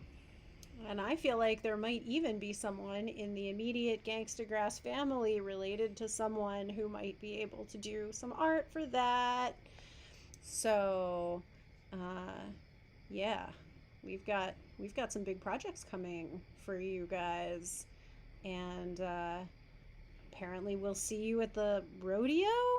Okay, all right. The chat's gone to the rodeo, and we are gonna head to bed because it's late here on the East Coast. And we were gonna all interview each other, but we just had so many great questions in the chat. So thank you everybody for all your awesome questions. I hope that we have answered them to your satisfaction, and we are here,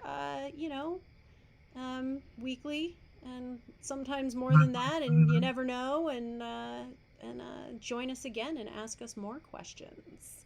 Back on Friday nights for members of Gangstagrass to answer anything you want to ask. Anything you want to ask. And a couple of the Fridays coming up, we'll actually have shows that we will be in in various places for. So coming up, actually, the weekend of September 17th, 18th, 19th, we will be at Merlefest in North Carolina. So if you don't already have your tickets for that, make sure that you are fully vaccinated or have a negative COVID test within 72 hours of the show, and get your tickets for Merlefest. We are going to be in the dance tent for the very last, like the big one on Saturday night. That is going to be spectacular. You do not want to miss it.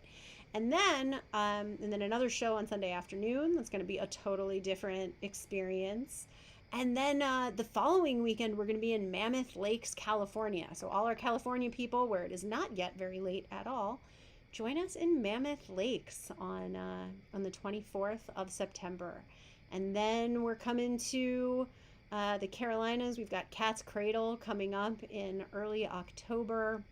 Fall for Greenville in Greenville, South Carolina coming up October 8th. Some other things that are getting announced. So keep your eye on gangstagrass.com. If you go to gangstagrass.com/events, it will take you right to the beautiful events page that Wrench just did some very cool stuff to. Check it out, gangstagrass.com/events. And we will keep adding stuff as it gets announced. So there's some things that we already know about, but we can't talk about them yet. But as soon as we can, they are going to show up on that page. Join us at the shows and get your tickets now. It's definitely worth getting your tickets early for these shows. So we'll see you at Merlefest in a few weeks, or right here at GangstagrassTV.tv next Friday. Thanks, everybody. Yeah, good night, y'all. Peace. Yeah. Oh, His emotes are killing me. yeah. Word. Go pal. Puppies. Go pal. Fish.